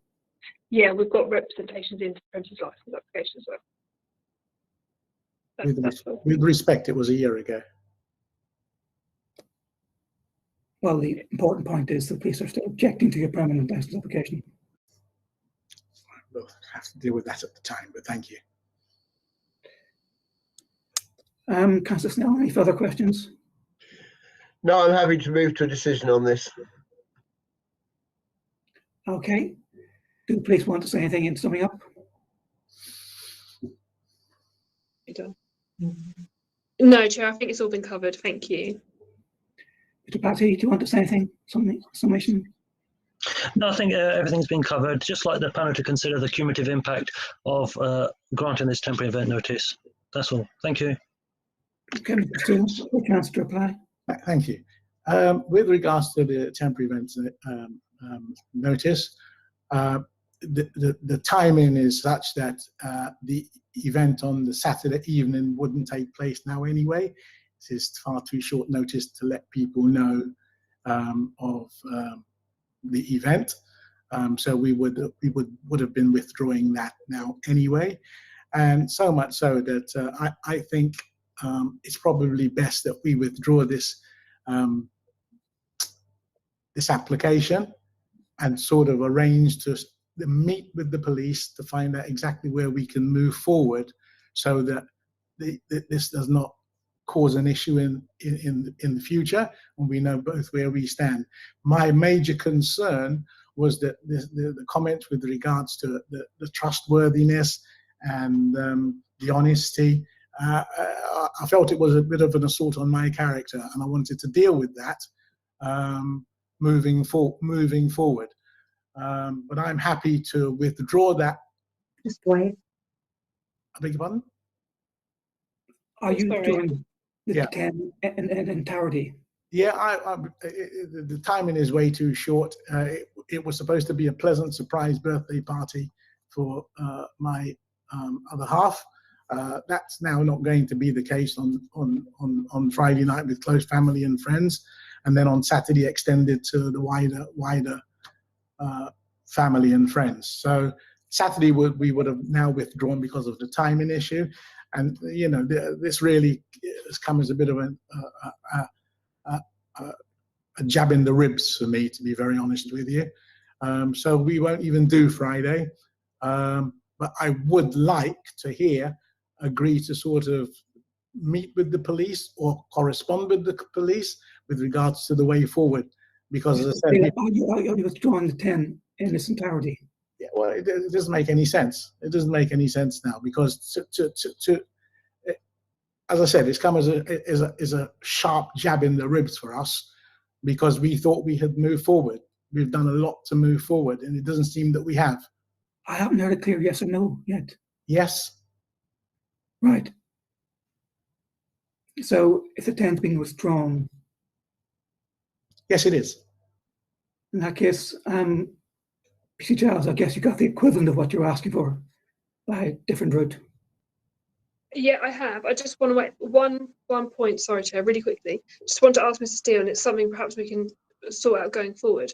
I just want to question why he would let, what I was told, Jenny, have a birthday party for a free event, but he was going to charge for his partner's surprise birthday party. Is that kind of stuff where I'm confident? Okay, let me explain that. There are some parties, depending on what the party goer wants. Some parties, people say, okay, well, I will provide the party for you, but you can purchase your own drink, you can purchase your own alcohol. I won't supply the alcohol for you. They'll supply food and things like that, but they say the party participants will purchase their drinks from the bar. That's why I submitted 10. There are private events that we wouldn't submit a 10 for, because it's non-licensable activities. Still, you need to be clearer about when you provide the food or you provide the alcohol on your premises, you're responsible entirely for it, and you cannot say other people are responsible for it and it's just an arrangement. You need to take responsibility for what happens on your premises. But by the same token, if, let's say, that same participant brought her alcohol into the premises and put them on the table and people just took them away, is that my responsibility? If there's no direct you buying it for them, then it's a different case. But when you buy it for them, even under an arrangement, then you become responsible for it. Okay. But I think we can leave it with that today. In effect, the 10 has been withdrawn, so the event cannot go ahead as organised this weekend. Can I thank everyone for attending this afternoon? And Mario, if you could stop the live streaming, please.